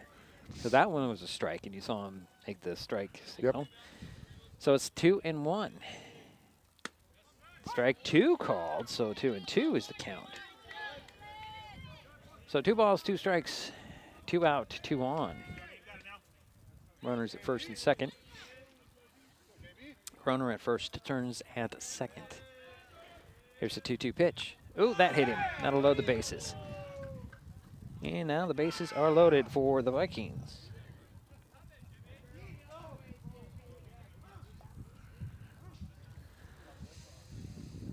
And Rice is going to have a chat with Lopes. Yeah. Stearns is on 3rd. And Croner is on 2nd. And Bork is on 1st. It's going to be Piscini because there's courtesy runner. Okay. So he's on 1st. Thank you. I got the cheat sheet here in the iPad. If you people were to look at this and they go, how many computers do you need? Because I've got a computer for the commercials. I've got a phone for my monitor. I've got my tablet here, which is my YOLO box, which runs the switching and the whole thing. And I got 2 iPads. Technology. Oh, and plus the mixer. And then I got the old school stuff over here that Jerry fills out for me and I'm not even using. Either way, so the median of the mound has been broken up. And Aaron Groch steps back in. And he'll hit the first pitch right into center field. Drop in, 1 run will score. Makes it 4-1, and the throw in is way off, but the bases are going to remain loaded. So give Aaron Groch a RBI on the single, and Tate Stearns came across the plate to make it 4-1 North Kitsap. And now up is number 3, your catcher, Grayson Pritchard. And Grayson is 0 for 2. So 3 on, 2 out, and 1 in for the Vikings. First pitch to Pritchard is a ball. And a 4-1 game here. Top of the 4th. Pitch on the way. Reaches for that one, fly ball. Left field, Kelly on the run, dropped it. Couldn't get to it. 1 run will score. Here comes another run to come in to score, and the throw is on target. 2 more are added on here. Yeah. I'm going to give that a single, and because he made a good attempt at trying to catch that. Yeah, couldn't quite get to it. And 2 RBIs by Grayson Pritchard on that. And so we do have 2 people in scoring position for North Kitsap. And now up is number 17, Chase McDaniel. Chase is 0 for 2. And he takes strike 1.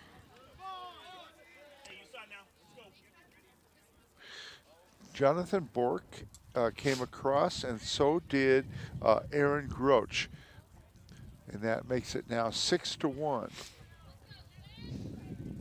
Runners at second and third now. 2 out. All this damage has been done with 2 out, by the way, folks. No, that's good. There's a swing and a flying ball. This one's in foul territory at the first base line. So Braykoff can't get to it. It goes over the fence there into the bullpen. Good effort. Good effort for strike 2. Runners have to head back to their appropriate bags. So Groch will head to third, or head back to third. Kim in there for the courtesy runner at second. And Chase is going to trying to score 2 more for North Kitsap. 3 are in here in the inning. And the 0-2 to McDaniel. Here's the pitch. That one a little off target for ball 1. Good job by Rice to deflect that and then track it down. He's doing a good job out there. He's an underclassman. I'm not sure.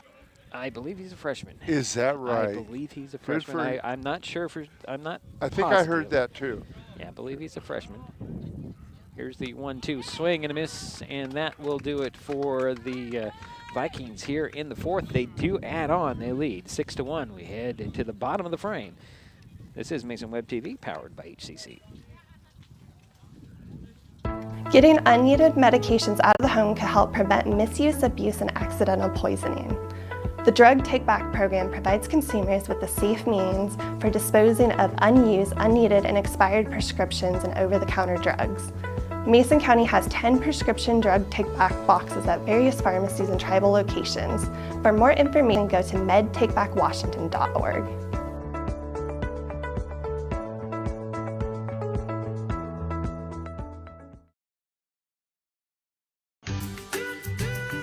Life's just more fun with fast, reliable Wi-Fi.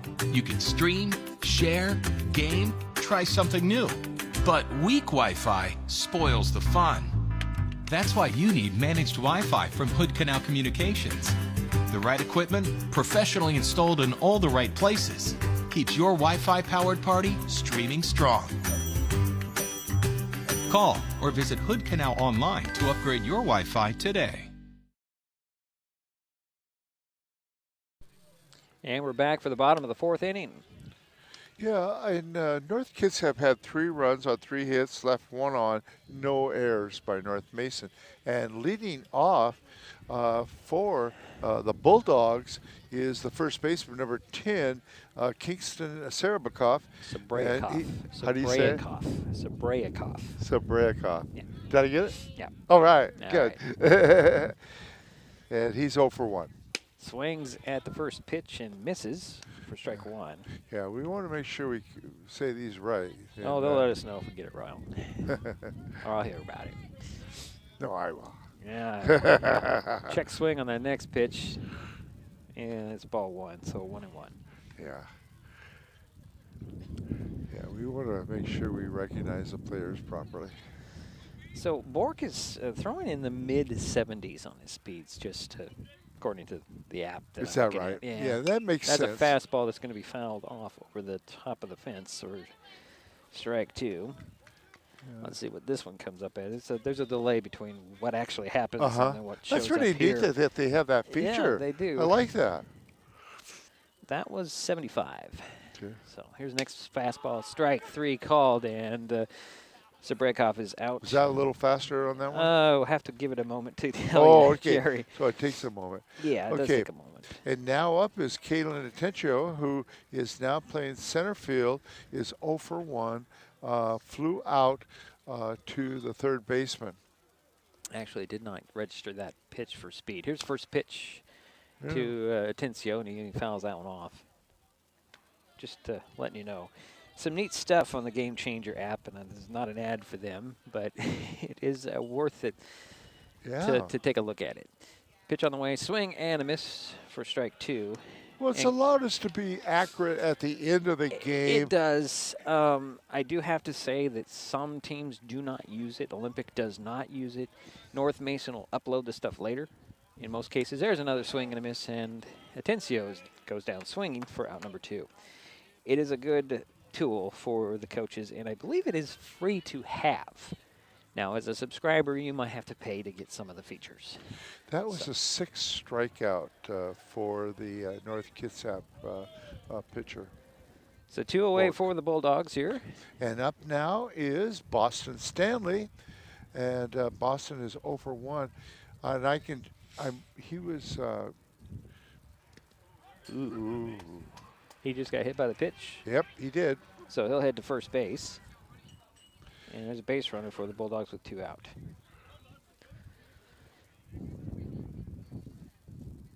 And it'll bring up Rice for catcher for the Bulldogs. Bork has a 2-hitter so far going into the 4th here. Right. And up now is number 6, Calvin Rice, the catcher, and he's 0 for 1. Flew out to the shortstop back in the 2nd.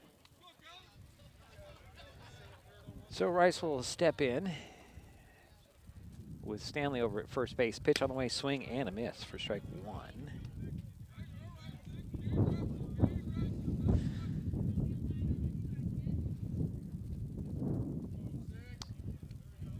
So here's the 0-1 to Rice. 2 down and 1 on. Pitch on the way. High ball, 1-1-1. Stanley over at first base after being hit by a pitch. He'll take his lead. Here's the 1-1. And Stanley's kind of caught in no man's land. He does manage to slide back to the bag. He was going to go, then he didn't go, and then he was going to go, and then he decided to go back. Oh, it was interesting. A little dance he was going out there. I don't think he wanted to be in a rundown. No. So he had to dive back. Get his jersey dirty. Got to get it dirty. Means you played. So 2-1 is the count to Rice. Pitch on the way, fastball. There's a fly ball headed out to left field. On the run out there is Reister for the out, and that'll end the inning. Bulldogs leave a guy out there. We head to the 5th, 6-1, North Kitsap. This is Mason Web TV, powered by HCC. Hi folks, Diedrich Allen with Mason Web TV powered by HCC, your source for live high school sports with play-by-play. Once again, Mason Web TV is broadcasting select games every week this school year. Football, basketball, baseball, softball. We bring you all the action, from the kickoff to the final whistle, from the tip-off to the final buzzer, from the first pitch to the last out. Watch how it happens on Mason Web TV powered by HCC. Business owners, you can get in on the action as well. Go online, email, call, or text right now to find out how. The living room. It's a great place to watch TV. Just like your backyard, break time at the office, or waiting for your ride. Now you can watch TV everywhere. Stream your favorite shows or live TV from many channels in your cable package on any computer, tablet, or smartphone. It's all included in Hood Canal Communications TV service for no extra cost. Sign up to watch TV everywhere today. Call or visit Hood Canal Communications online to learn more. And the 5th inning we go, Jerry, 6-1. Yeah. North Mason had no runs on no hits. They left one on. Boston Stanley was hit by the pitcher, and there was no errors by North Kitsap. Leading off will be number 7, and he's also the leadoff hitter for them. He's the shortstop, and he's 1 for 3. He had a single back in the first. Never said his name, Jerry. Is Elton? Well, let's try that again. Okay, let's try it again. Alex Elton. Thank you. All right. Sitting there waiting, you're going through everything else. Yeah, I know. He's leading it off, but who is he? I get so excited. So it's Elton at bat. First pitch to him. That one takes a hop back to the fence. That'll be ball 1. I'm sorry, we're getting a little silly here. I can do that for anybody. I can make anybody silly. It's all right. I got to tell you, there's a nice little crowd around this stadium here. There's a pitch on the way, and that'll be strike 1. As I look around, they're in the outfield. They're up on the berm behind on the third or first base line. Yeah, they can come down and join us. Oh, they could. No, I got their cars. Yeah, pitch is in there from ball 2. Kind of went off the glove of Rice. So 2-1 to the leadoff batter, Elton. For the Vikings, leading 6-1 here, top of the 5th inning. Here's the next pitch, and that's going to be ball 3. So 3-1. Leland Lopes. Spencer Gillespie on deck. Yep. Sorry about that. That's all right. Lopes with a little bit high on that next pitch, and that'll be a leadoff walk for the Vikings.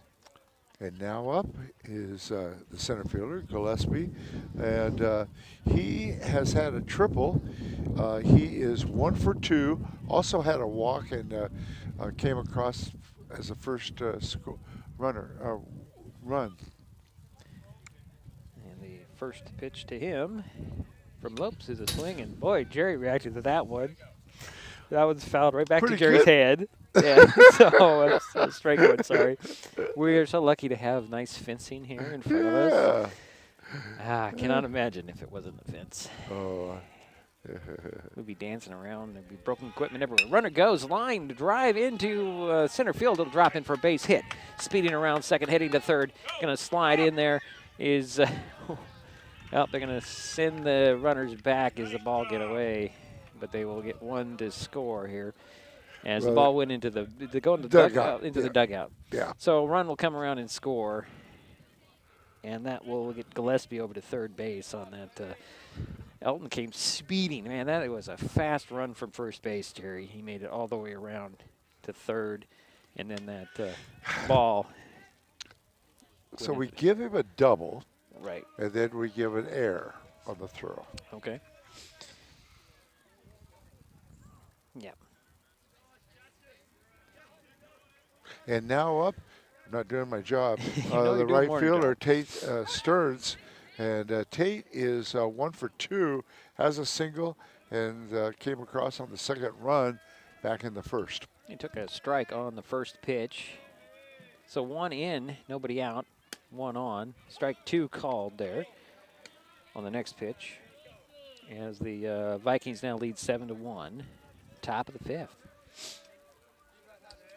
Gillespie over at third base for the Vikes. After batting in another run. Pitch on the way. That one made me react there, Jerry. The count remains no balls and 2 strikes. And there, it even hit the pole. Yeah. It's in front of me, but yeah, made me react. So here's the 0-2. And there's a line drive. That's going to drop in for a base hit. Here comes Gillespie on to score. and making it 8-1. So give Tate Stearns an RBI and another single.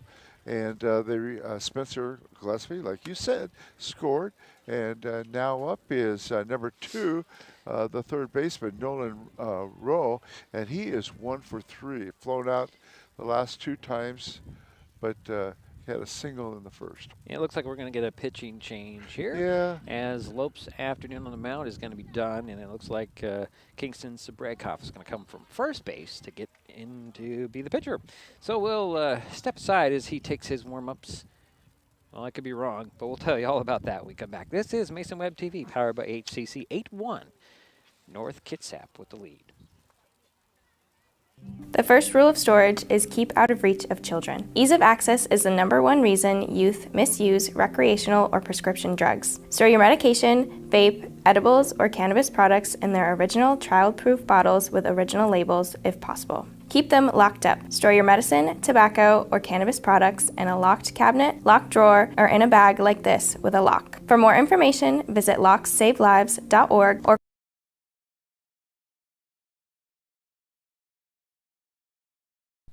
Well, we're sorry about that. I guess my computer just died because it wasn't plugged in. So the computer's... I wonder if that was because of when it, no. No, it's got... is it Carter Smith? Oh, it is. Okay. Okay. Carter Smith is coming in and to relieve Leland Lopes. So I'm going to have to figure out where everybody is. But where did... I think Leland went back to third.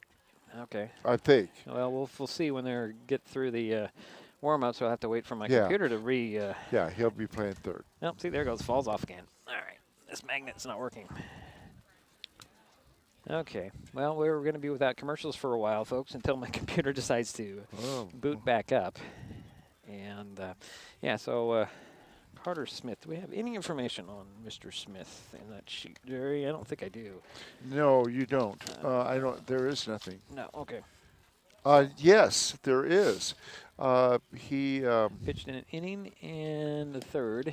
1 earned run, 1 hit, 3 walks. Yep. Okay. That was his last outing. That was against Olympic? Against Olympic on Tuesday. If I'm reading my notes right. No, he pitched against North Kitsap. Okay, on Tuesday. Yeah. Okay. Right here. Yeah. There, okay. I can't see it. I provide Jerry all this information. I have a copy. I just can't get to it right now. Okay. So. Let's see. What do we have here? I'm going to get back to the game here, as I'm trying to wait for things to reboot. Stepping back in is... It is going to be Rowe. Yeah. And like I mentioned, he is 1 for 3. Did have an RBI and a single back in the first. So, and Rowe is your third baseman for North Kitsap. Okay, so here's what we have on the infield. Jerry Lopes is at first base. So Kingston Sabrekov is in the dugout. Smith is going to throw a wild pitch there. And heading over to second base is Stearns. And I probably should get the everything updated here. Okay, that's wrong. And that's right. Okay, now we got everything right. No, see, I'm not right. Yeah, no, I'm right. Okay, so runner at second. Count is 2 balls and no strikes to Rowe. Carter Smith on the mound. And there's a foul off the foot, and that gotta hurt. Yeah. Limping there a little bit. That hurt. I can hear that hurt. So 2 balls and 1 strike. I'm trying to set the let's set the defense here. So Carter Smith on the mound. Rice is still catching. Leland Lopes is over at first base. McLean is at second. Prideaux at short. Danner Jones is at third. There's a fly ball. It'll drop into center field for a base hit. Stearns rounds third, heads in to score. The slide. And Rose on first base and with an RBI. That you mentioned that Stearns scored, okay? Yep. So give an RBI to Nolan Rowe. And now up is couldn't tell you, Jerry. Can't see the number. Number 11, Okay. and that is Noah Sorensen. And Noah is 1 for 2, has a single and a walk. First pitch to him is a strike. As we get into the later innings, I always double check those numbers. You know. You got to make a mental note to check the on-deck circle and that's true. And then move it into your brain for the next at bat. There's the next pitch on the way, and that's going to be strike 2 called on the outside corner. Yeah, that's definitely correct because and on deck is the pitcher, Jonathan Bork. There are no outs, and one run is in here for the Vikings. Is that right? Is it 3 runs in? 3 runs in. Excuse me. There's a swing and a foul. I'm so behind because this computer really threw me off. And the count remains 0-2. No, 3 runs are in. 3 runs are in, Diedrich. Yeah, 3 runs are in. 1 is on. That's what I'm trying to get to. Rowe is at first base. And why don't I put him on second? I don't know. Sorensen is the batter, and he has an 0-2 count. Here's Smith with his next pitch. That's high for ball 1.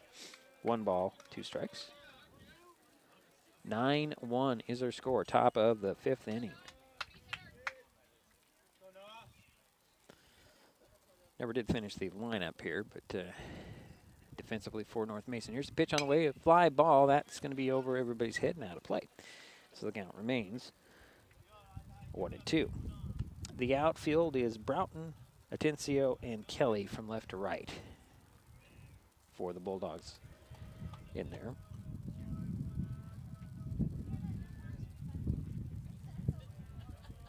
So Sorensen will step back in, waiting for the 1 ball, 2 strike pitch from Carter Smith. Here it comes. Just a bit outside for ball 2. No outs, 3 in, 1 on for North Kitsap here. Leading at 9-1. Yeah, North Kitsap has had 2 singles so far in this inning. Here's the pitch on the way. That's going to be low and ball 3, so the count goes full to Sorensen.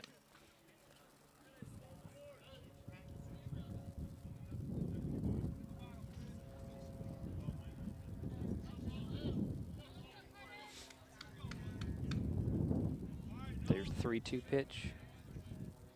Runner goes in there for strike 3, and you'll leave Rowe over there at second base. So that's out number 1 for the Vikings here in the inning. And now up is number 10, the pitcher, Jonathan Bork. Jonathan is 1 for 1, had a walk also, has a single, and was hit by a pitcher, hit batsman. So 1 out. First pitch to Bork is a pass ball, and that'll send Rowe over to third base.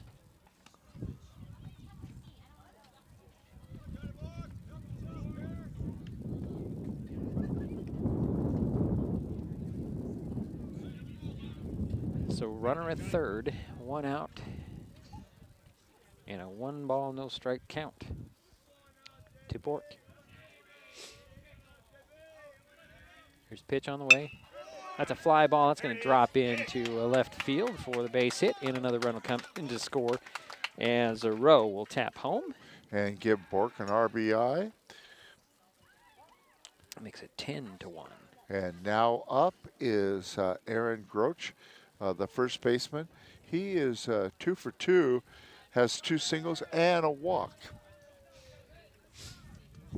And an RBI. He's got an RBI in the last inning. So that'll make 4 runs in here in the inning. Only 1 out. Runner over at third base. Or first base, excuse me, I'm sorry. I don't know where my mind is. Pitch on the way. There's strike on the outside corner for strike 1. And I was trying it's my first opportunity to get to crack you. That doesn't happen very often. You know, folks, sometimes I get right and left mixed up, and I often get first and third mixed up. There's a fly ball. That is playable, In foul territory up the third base line. Jones is going to grab it, and that's going to be out number 2. So 2 down for North Kitsap here, with the runner at first base. And I'm trying to figure out who that is, because it is not Bork. It's number 30 over at first. Who's number 30? And now up will be number 3, Grayson Pritchard, having to take his catcher's gear off. Actually, it's going to be somebody different here altogether. Oh, number 6. Okay, so we'll go with... is there number 6 on there at all? Yes, there is, and that is Brandon Wheeler. Okay. Brandon Wheeler. Okay. And what did he do? Okay. Since you had his name, it's down there. Doesn't mean he has. We have any. He stats. was 0 for 1 against Port Angeles yesterday. Okay. So 2 out, 1 on. And 4 in for the Vikings here in the top of the 5th inning. It's 10-1.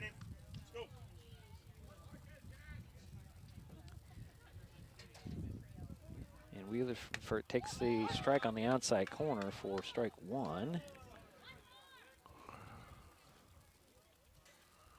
Again, runner at first base.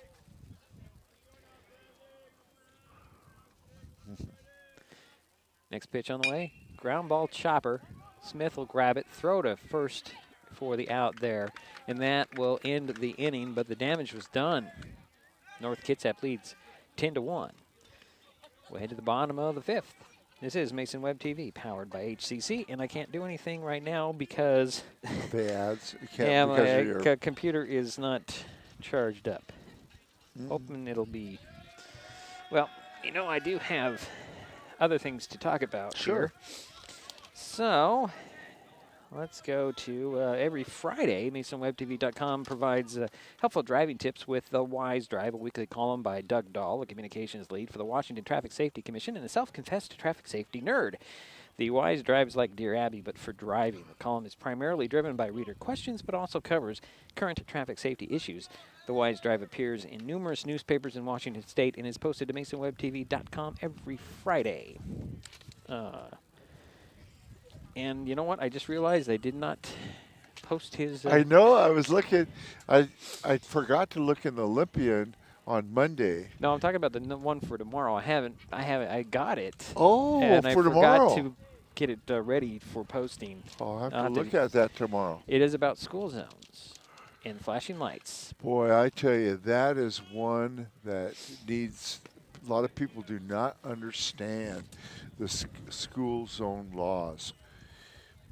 I like it out at Pioneer because it's a flashing yellow light from like 7:30 to 4, and it's so clear. Yeah. A lot of those flashing lights are very helpful, and they are. The county and City of Shelton have done a good job getting those when they can. Good. We do have a new pitcher as well, Jerry. Number 9 is out there. And what's his name? Number 9. Number 9. Okay. Number 9 is Eddie Bobrovsky. Okay. Bobrovsky. Okay. Now I gotta get my graphics up here. And North Kitsap had 4 runs on 3 hits, left 1 on, no errors by North Mason. So Bobrovsky's got a fastball here, Jerry. Just watching him warm up. He's got quite a fastball. Watch this. Yes, he does. He does have a little velocity there. Eddie Bobrovsky. Okay. There's probably going to be, let's see. Bobrovsky, let's see. Wheeler is going to be, is at catching. Gorsh over at first. Kim is at second. Elton at short. Rowe at third.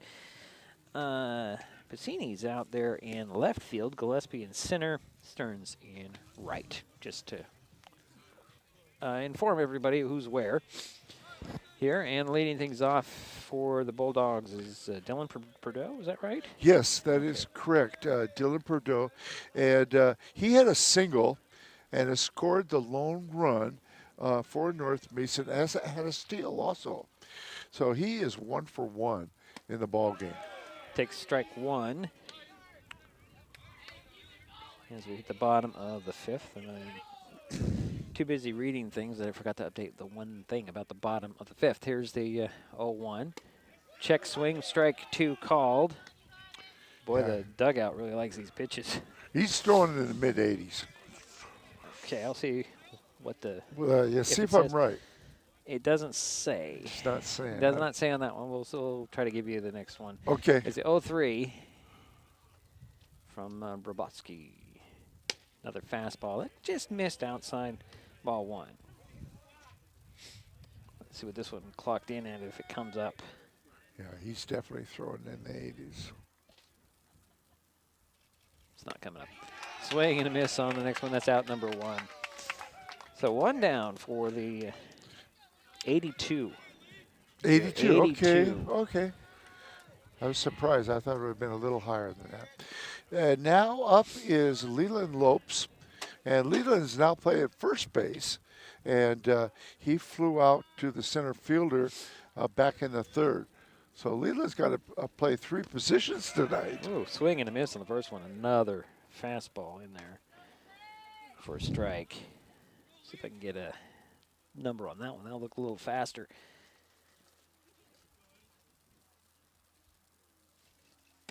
It'll be low in ball one. That was 83. The previous pitch was 83 before the ball. Okay.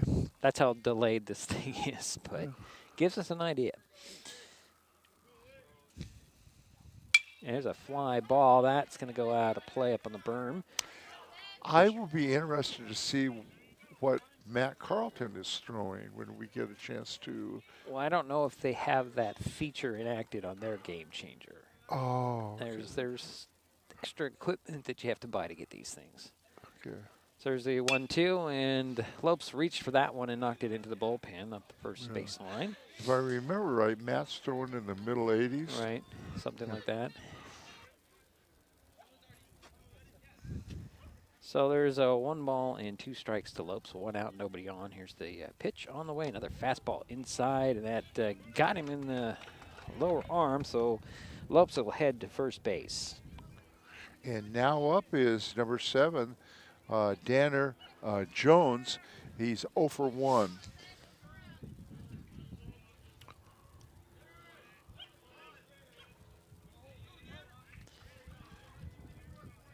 So Jones will step in.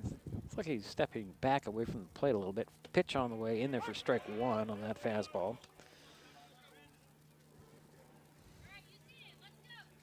So we can get a speed on that pitch. 82. 82, yeah. Pitch on the way. It's going to be in the dirt for ball 1.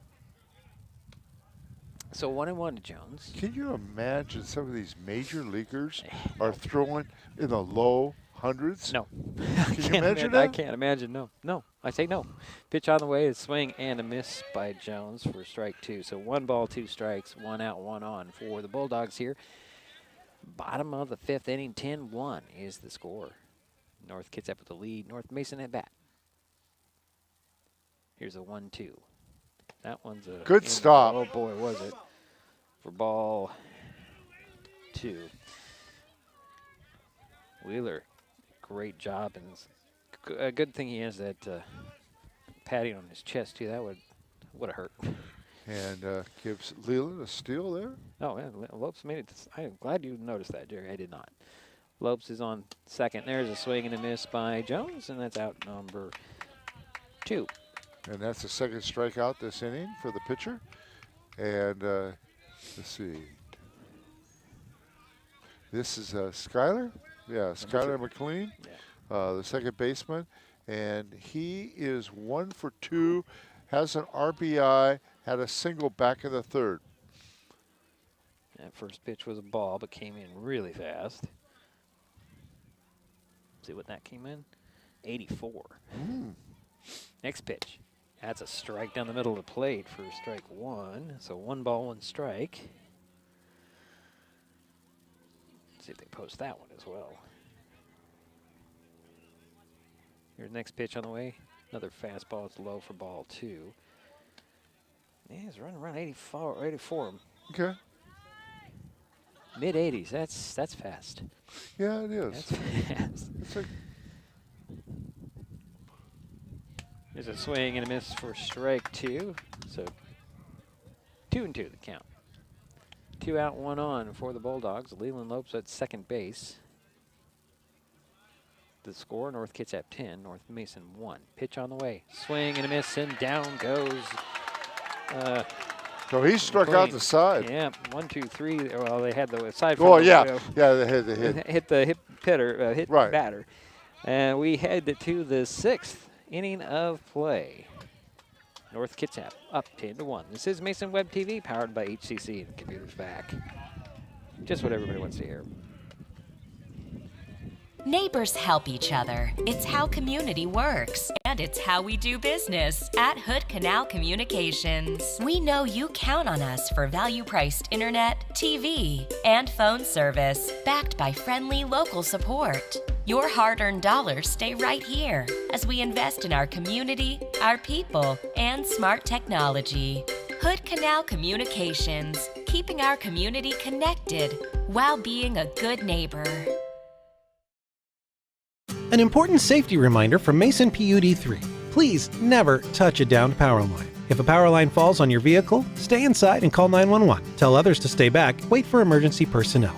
Never touch anyone or anything in contact with a downed power line. Always stay at least 100 feet away. Never use an object to move a downed wire. Don't remove trees or limbs near a downed line. Electricity travels through ground, trees, branches, and more. It's not safe. If you see a downed line, call PUD 3 at 360-426-8255. So we head to the 6th inning of play, 10-1.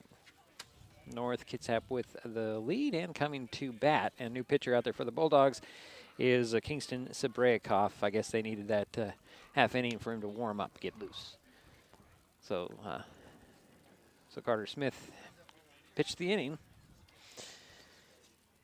And Let's see. Number 5 is going to lead things off. Yeah. So, that's going to be Kim. Marcus Kim, I believe, is his name. Number yes, 5? Marcus Kim. Yeah, Marcus Kim. And he was 0 for 1 against Port Angeles. And let's see. over 2. 0 for 2 against North Mason. On Tuesday, okay. Right. Looks like he did pitch, but we don't need to get into that. Marcus Kim. Yeah, number 5. He's been out there running a couple times. Courtesy runner. So he'll go. And he's taken the place of Chase McDaniel. So they'll lead things off for the Vikings here. They're up 10-1, top of the 6th inning. And this is the first time that Marcus. Oh, boy, he hit the first pitch into left field on just that. That was a shot. Oh, boy, did that was you a hear shot. That. Wow, one pitch and one guy on base. And now up is number 7, Alex Elton.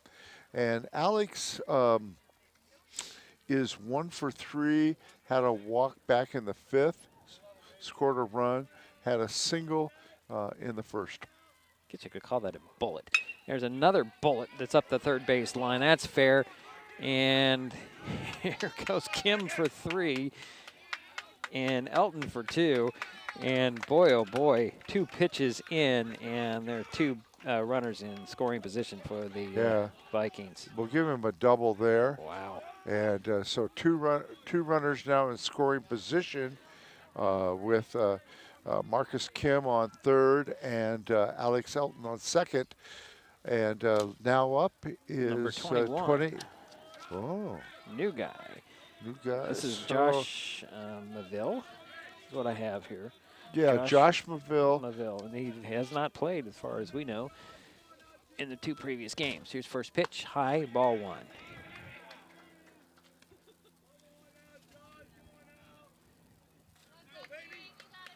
So he's batting in place of Spencer Gillespie. Here's the 1-0 is a swing and a foul tip on. That's 1-1 the count to Millville.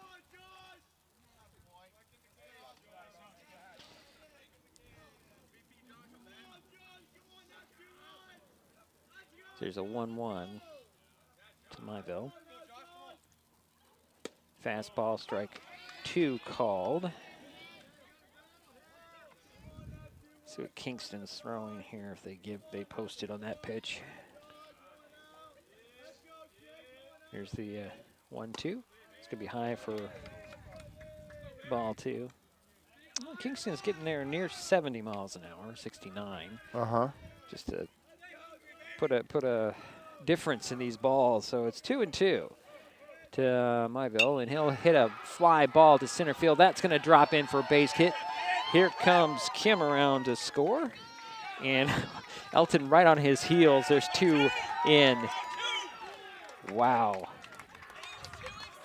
You got speed and you got power. So give Josh Maville a 2 RBIs, and we have a new hitter, number 31 is coming in, and that will be Greg Moore. Let's see. I don't think he has anything. I don't have anything. So nobody out, and the 2 runs are in for the Vikings, making it 12-1. There's a runner on first base, and Maville. Did I get the number right on that? Well, no, I didn't. 30. Yeah, it's 37. It's 37. 37, yeah, sorry. Yeah. Yeah, Pitch on the way, and it's high and inside. And this is Greg's first attempt at bat. Yeah, it was a ball 1.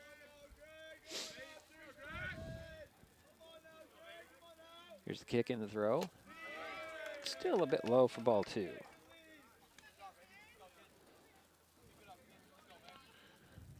So Morrill will dig in. Maville over at first base takes his lead. Not a very big lead. Pitch on the way. It's going to be ball 3.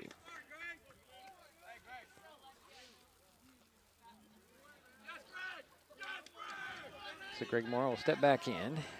Wait for the next pitch from Sabraikov. He'll get a fly ball that'll drop in there at second base. He'll just step on the bag and get the out there. So fielder's choice there. Good play by Bordeaux to. He's going to throw, but he says, "Oh, I better step on this base," and that did allow the runner to make it safely to first. Get that lead run. That was very smart play on his part. So now there's 1 out. And now up is Nolan. Yeah, that's number 2. So Rowe, yeah. Yeah, Nolan Rowe is up, and Nolan's having a pretty good night. He's got 3 RBIs, and he is 2 for 4 with 2 singles. And he swung and missed at the first pitch. So he settles in for the next one, so 0-1. And he'll hit to center field. Atencio reaches up and grabs it for the out. That looked like it was going to drop in for a base hit, but Atencio grabbed it out of the air. That's out number 2. So 2 away and 1 on. And let's see, this is 2 in, number 30. Number 30, Jerry. And number 30 is Ty Picini. P-I-C-I-N-I. First pitch, he'll swing and he'll pop one out to center field there. Atencio will take a few steps over to his right, glove it for the out, lose his hat. But that'll do it for the Vikings here in the 6th. And they take a 12-1 lead here. Now, this is Mason Webb TV powered by HCC. We'll be back in a moment.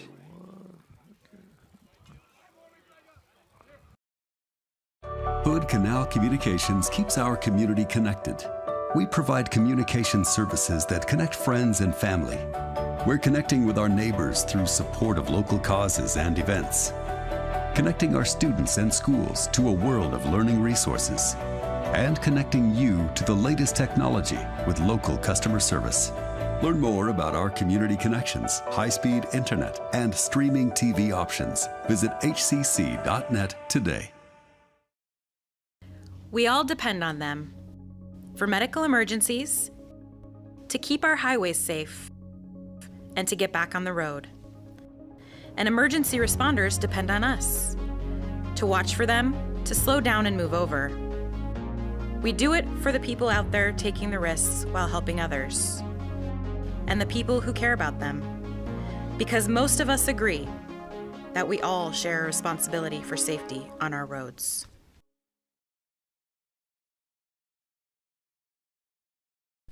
Head to the bottom of the 6th inning to play 12-1. Yeah, North Mesa is going to need to score 2 runs here in the bottom of the 6th to keep the game going into the 7th. Yeah. North Kitsap had 2 runs on 3 hits, left 1 on, no errors by North Mason. And now up is number 8, and that is Will Broughton. And Will is 0 for 2. 0 for 2. 0 for 2, okay. Sorry about that.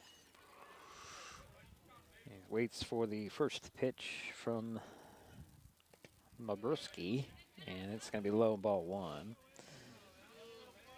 And I'm really impressed with number 9. Yes, yes. Wow. Been pretty consistent with his velocity, hasn't he? Oh, yeah. He is, yeah. In the 80s, that was 81. This one outside for ball 2. A little bit faster, it looked like. Let's see what it posts out on the radar gun here.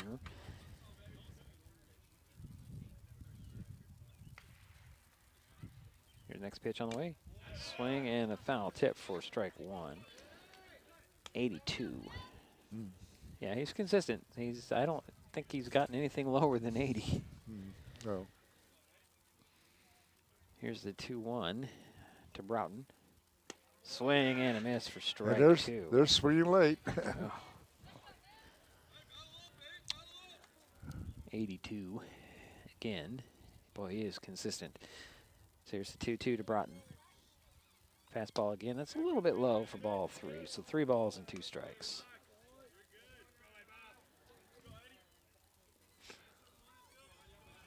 Just impressed with this young man. Here's the kick and the little ground ball. That's going to go foul. Count remains full at 3 balls and 2 strikes. I cannot even imagine.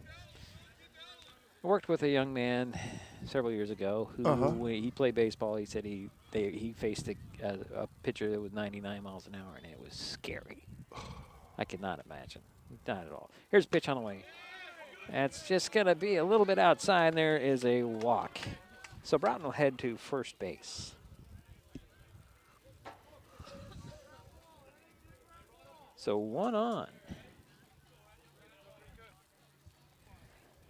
And nobody out. And now up is Zabrakov. Yeah, he is 0 for 2. Takes ball 1. He's the pitcher now. Started at first base, now he's pitching. Here's the 1-0 fastball again inside. Ball 2.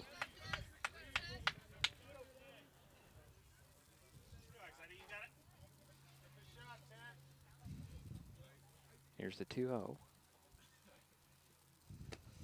Outside for ball 3.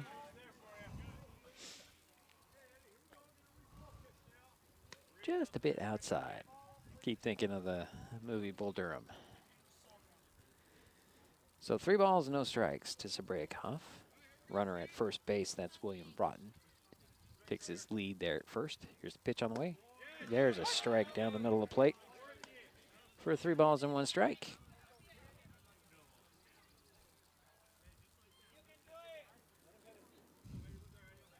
Here's the kick and the pitch. That's going to be another walk. So the Bulldogs have runners at first and second now. Nobody out.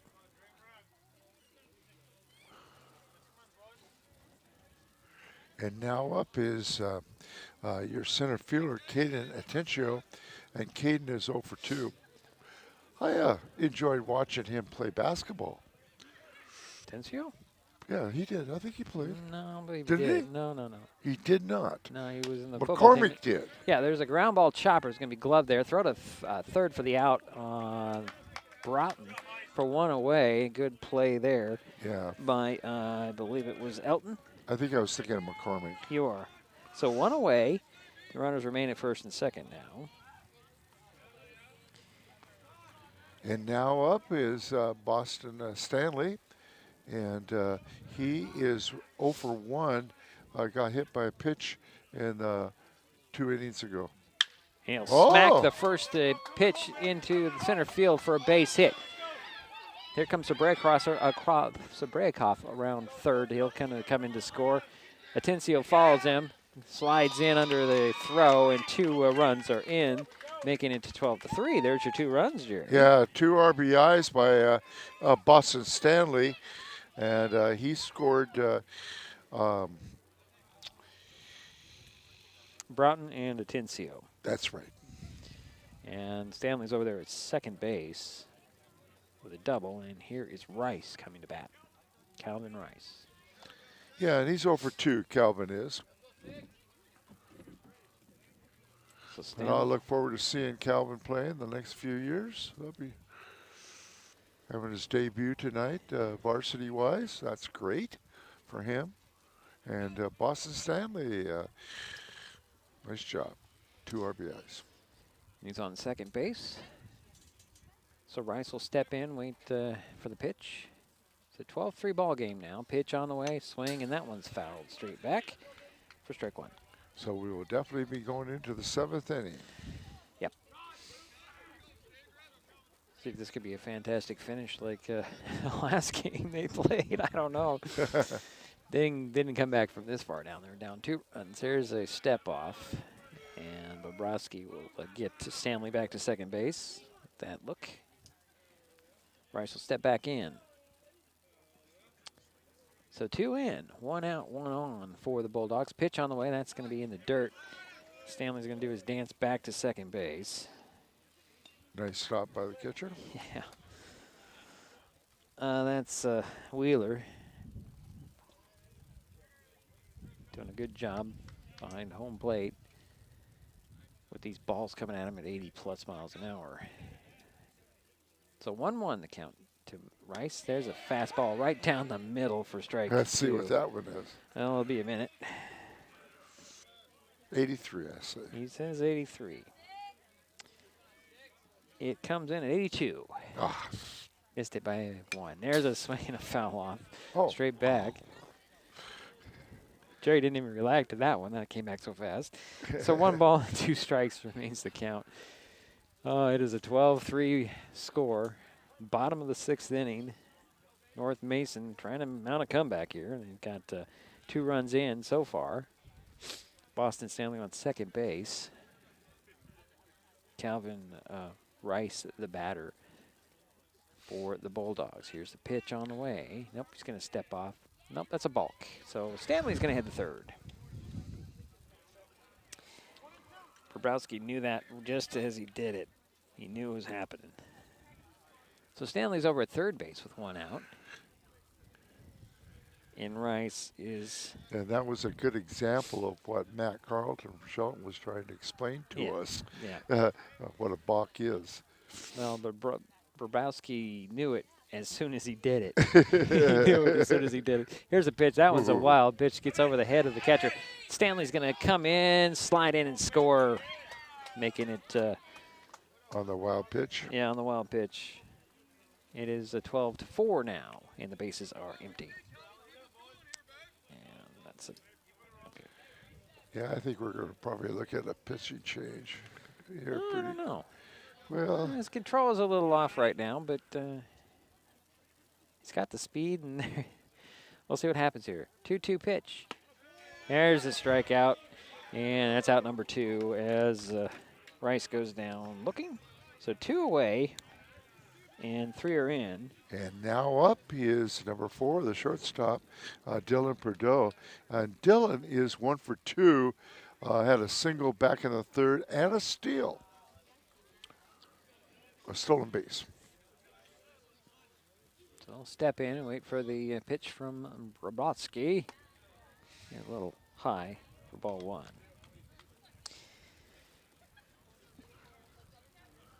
(12-4) now is the score. Bottom of the 6th inning. Pitch on the way. There's another ball. If you hear what sounds like a gunshot off in the distance, well, it is, because there's a track meet going on in the Phil Pugh Stadium.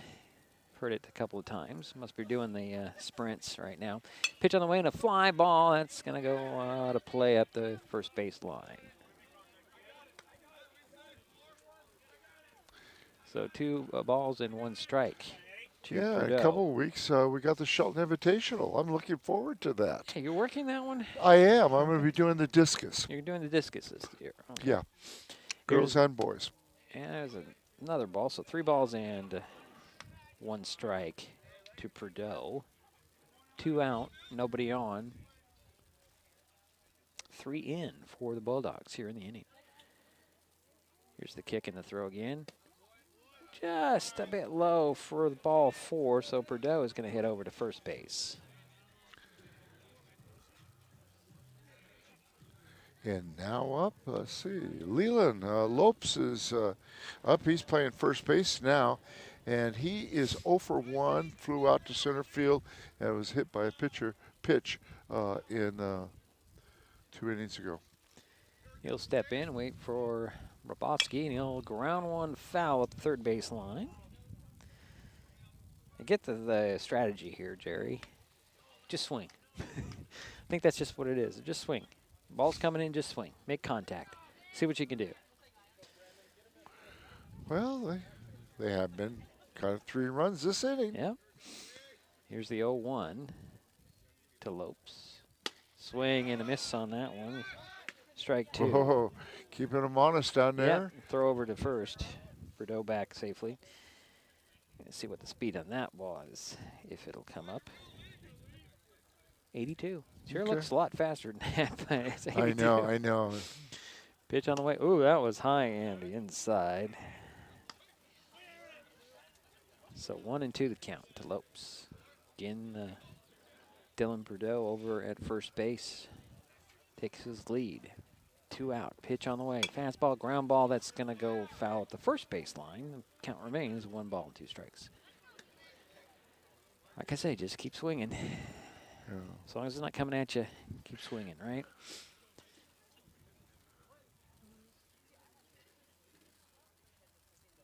Here's the pitch. Fly ball. Center field.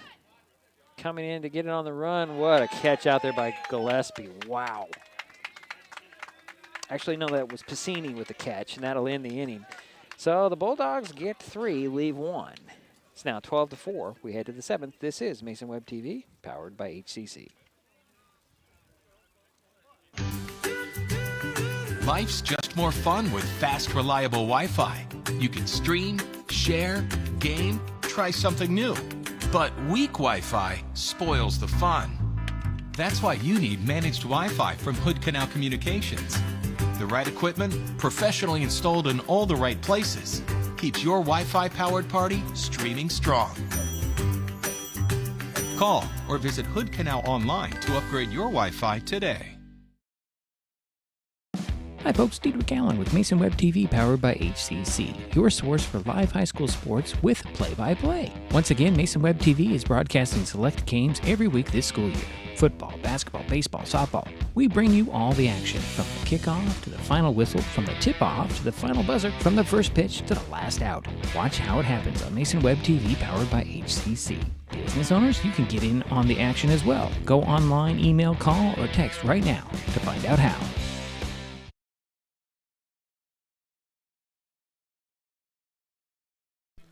Seventh inning, 12-4 is our score. And now we have a new hitter up, and this will be number 14, Dawson Anderson. And he was, again, Port Angeles. He was 1 for 3, had a double, and he also pitched. Okay. Pitched 6 innings against Port Angeles. Very effective. Very effective, yeah. But he's going to be batting here, facing Sabrekov here in the top of the 7th, leading by 8 runs.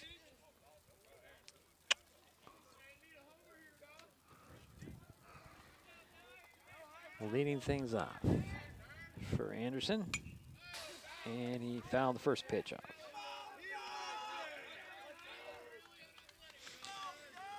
I like the chatter coming from the dugout, Jerry. Yeah, I do too. Yeah, lots of chatter, encouraging their teammates. Here's the 0-1. That's going to be high for ball one. If you want to hear chatter, listen to college women's baseball. I mean, they really get into it. Get into it, yeah.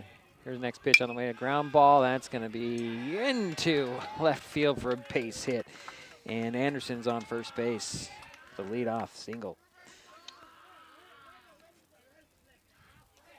Okay, so now we've got number 16.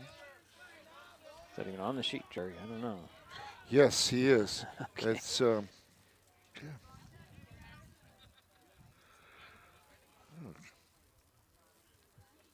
yeah, it's Aaron Croach. Yeah, sorry about that. Aaron is 2 for 3, has 2 singles and a walk. Flew out to the third baseman the last time. Aaron Croach, who has been playing first base. He swings at the second pitch. It's a fly ball infield. There's a breakoff under it. He gets it right off the mound for the out. And that's one away. So 1 down and 1 on for the Vikings here in the top of the 7th. Brings up number 6. And that will be Wheeler. Yeah. The catcher. I'm wondering if Wheeler and Bobrovsky are a team. Could be. Very likely. So 1 out, 1 on for the Vikings here in the top of the 7th inning.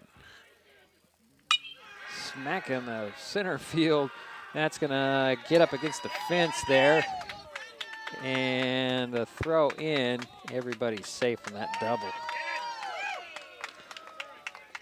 So he advances his Aaron Groach over to third base. Nice stand-up double by Wheeler. So 2 runners in scoring position with 1 out for the Vikings. And now up is number 5. Kim. Marcus Kim. Yep, and Marcus had a single in the last inning. Here's the pitch to him. Swing, and he'll fly that one into foul territory. Lopes out there to get it off the first base line for the out there. And that will be out number 2. And now up is the Alex Elton. And Alex is your shortstop. Alex has had a pretty good night. He's had 2 hits and a walk. He is 2 for 4.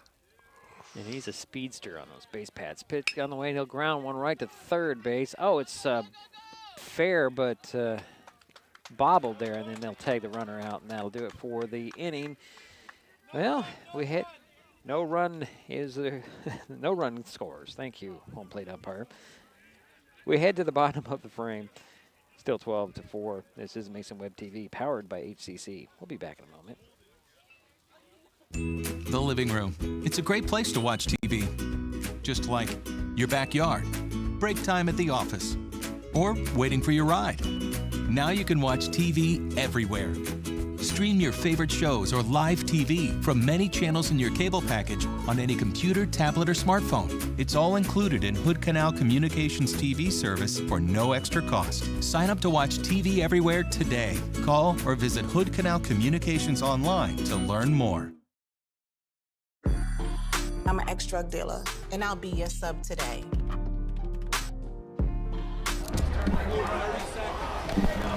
Two milligrams of fentanyl can be lethal. A lethal dose is in here. Who gets it, I won't know. It's cheap, it's potent, and it's profitable. The sad reality is fentanyl is being mixed into everything now. More kitchen now.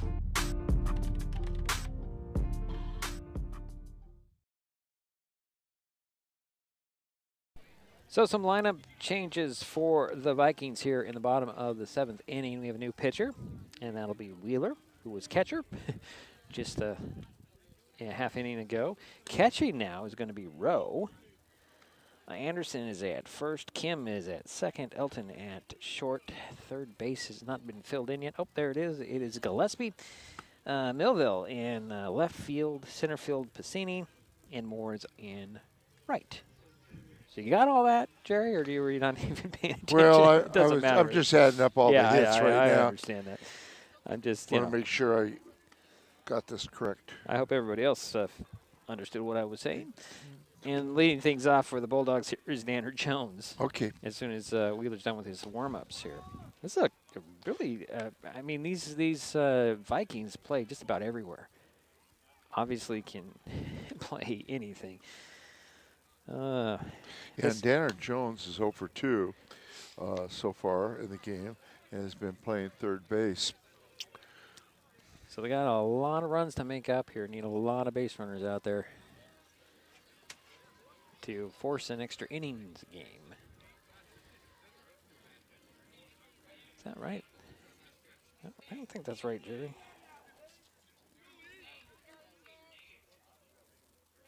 Actually, this is Ethan Crawley, number 2. Oh. Yeah.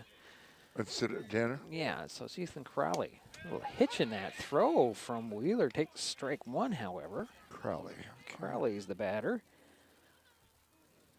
See if it was just a mistake. Let's see if that's his mechanics from Wheeler. Watch him throw. Yeah, he's got a little hitch there. Yeah. And that's ball 1. He's throwing 75, though. Miles per hour. Interesting mechanics here.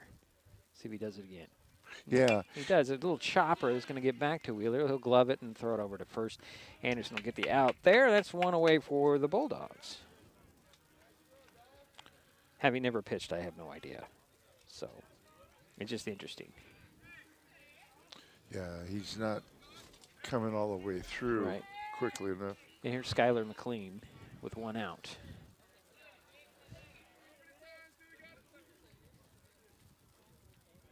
And Skyler is 1 for 3, had a single and an RBI back in the third. Skylar McLean, second baseman. Wow, the first pitch was a strike on the outside corner. So 0-1 to McLean. Pitch on the way. Swing and a miss for strike 2. Wow.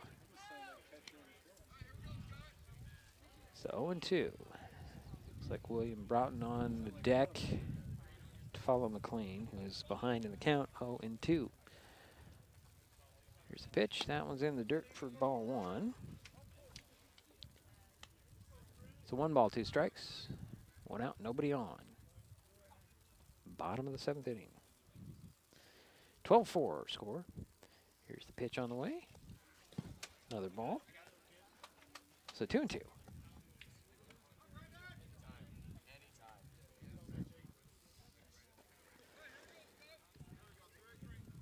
Jerry's over there totaling his page here. What's interesting is North Mason has 3 hits in this game. Here's a little from dribbler what I that's see. going to go off third base and foul. Let's So see how count close I remains am. 2-2. Well, I'm sure you're fine. Yeah, North Kitsap has combined, 3 pitchers for 3 hits. So. Well, officially they say 4. What do they here. say? They say 4? Oh, yeah. Okay. No, you're right. 3. I read that wrong. Sorry. Oh, You they were got right. it. They got it. 3 hits, 4 runs on 3 hits. That's what. That is correct. Okay. So the 2-2 to McLean. He'll line one right into the glove of Kim. Kim will throw over to first, and Anderson will get the out there. So 2 away for North Mason now. And now up is Will Broughton. Will's been playing left field. Will got on by way of a walk back in the 6th inning. And he is 0 for 2. So Wheeler's into his windup. First pitch to Broughton. Strike. Wow.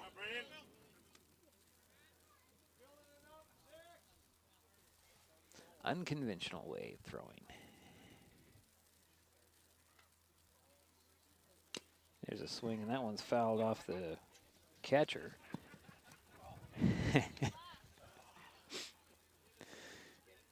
It's kind of funny when they go racing for the ball that's behind the catcher. So 0-2 to Broughton.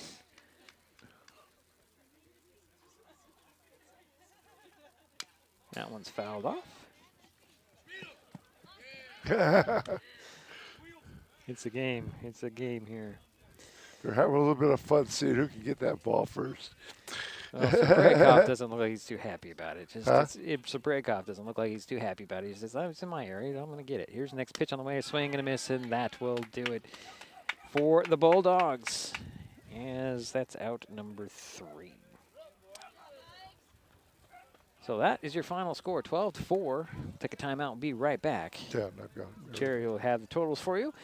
This is Mason Web TV, powered by HCC. Back in a moment. Getting unneeded medications out of the home can help prevent misuse, abuse, and accidental poisoning.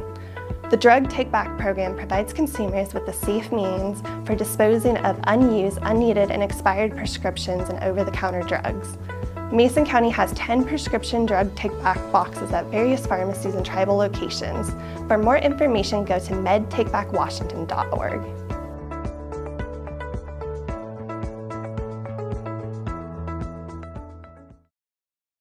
An important safety reminder from Mason PUD3.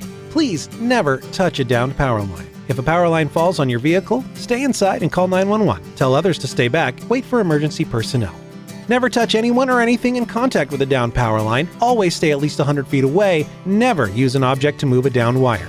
Don't remove trees or limbs near a downed line. Electricity travels through ground, trees, branches, and more. It's not safe. If you see a downed line, call PUD3 at 360-426-8255. Hood Canal Communications keeps our community connected. We provide communication services that connect friends and family. We're connecting with our neighbors through support of local causes and events. Connecting our students and schools to a world of learning resources. And connecting you to the latest technology with local customer service. Learn more about our community connections, high-speed internet, and streaming TV options. Visit hcc.net today.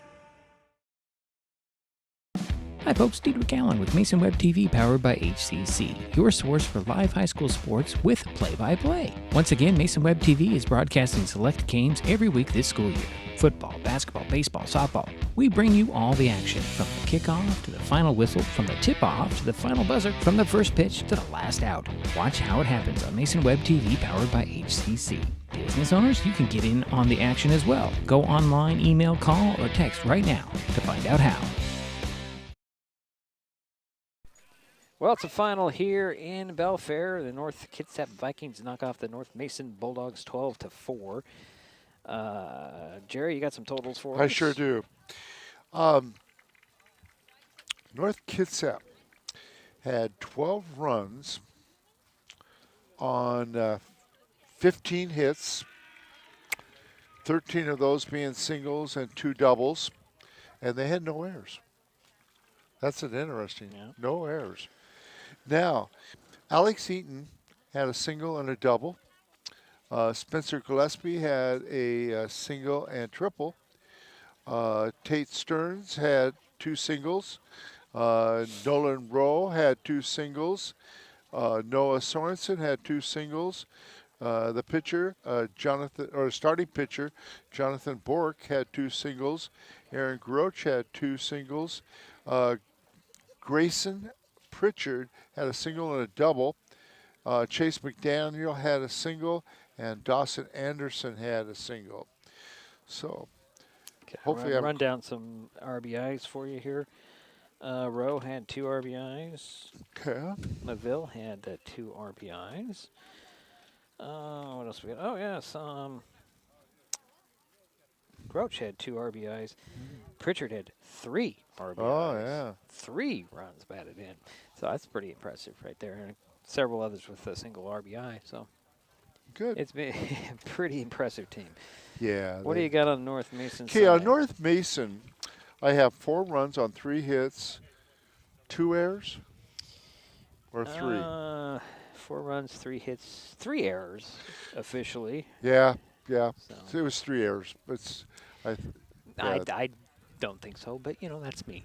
I always give the. I was debating on that Yeah. one. I was debating on the one. Yeah, that's why I asked her there. Skylar McLean had a single. Boston Stanley had a single. 2 RBIs. That's right. That's should be really noted. Yeah. I'm glad for him, especially after last night. And Dylan Bordeaux had a single and a steal, and he scored the first run. The other RBI went to, let's see. McLean. Yeah, Skylar McLean had an RBI. Okay, good. So yeah, 1 for 4. Okay. Let's see here. Pitching. Well, the win went to. Yeah, you're right. Yeah. Yeah.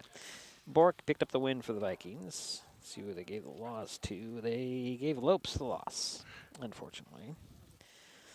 In his 3 innings, 7 runs, 6 earned, 9 hits, 2 walks, 2 strikeouts. For Lopes, for Bork, he struck out 6. Didn't walk anybody. Yeah. 1 earned run on 2 hits. Yeah. Yeah, I had him down for 6 strikeouts. You'd think you'd give Wheeler the save. Would you give Wheeler the save? They don't have it on here. Would you give Wheeler the save? You cannot give the save when you have that big a disparity. Okay. All right. It would have to be a lot closer. A lot closer. All right. Well, there you go. Those are your totals. So I should probably get my handy sheet out that I haven't looked at all day. Next up for North Mason, they host Port Angeles on, next Tuesday. North Kitsap will play at Central Kitsap tomorrow. Back-to-back games for them, weather permitting, I imagine. Our next broadcast is Wednesday when the Shelton baseball team hosts Rochester. First pitch is 4:30. Our next North Mason broadcast is next Thursday when the fast pitch softball team hosts Kingston. Jerry, anything else to add? Well, I'm happy to see that Boston Stanley did get those 2 RBIs. That really made me pleased. And Leland Lopes got to play 3 different positions tonight. He went left to right across the infield, from third to pitcher to first. That's very interesting. Okay. And I was pleased with the catcher, the new catcher, taking the place tonight. Mr. Rice. We think he's a freshman, and I believe so. He's got a promising career, so good for him. Okay, well, that will do it for us here in Belfair. My thanks to Jerry Apple for his help with today's broadcast. Final score again, North Kitsap 12, North Mason 4. We'll talk to you next week. This has been high school baseball on Mason Web TV, powered by HCC. I'm going to go use the restroom. This broadcast on Mason Web TV, powered by HCC, was made possible by Hood Canal Communications, committed to providing quality services that exceed customer expectations in voice, video, data, and customer service, keeping our community connected since 1934. Mason County Public Health and Human Services Prevention Education Partners Substance Abuse Prevention Coalition, helping provide prescription drug take-back boxes in Mason County and providing lockable bags for your prescription drugs, cannabis, and vape products. Mason County PUD 3, connecting our community with safe, reliable, economical, and sustainable services 24/7. The Conklin team at Windermere Real Estate. When it comes to real estate, nothing compares to local knowledge. Mason County PUD number 1, Washington State's first public utility district, providing safe, reliable, and valued utility services since 1934. And Mason Health, united community, empowered people, exceptional health.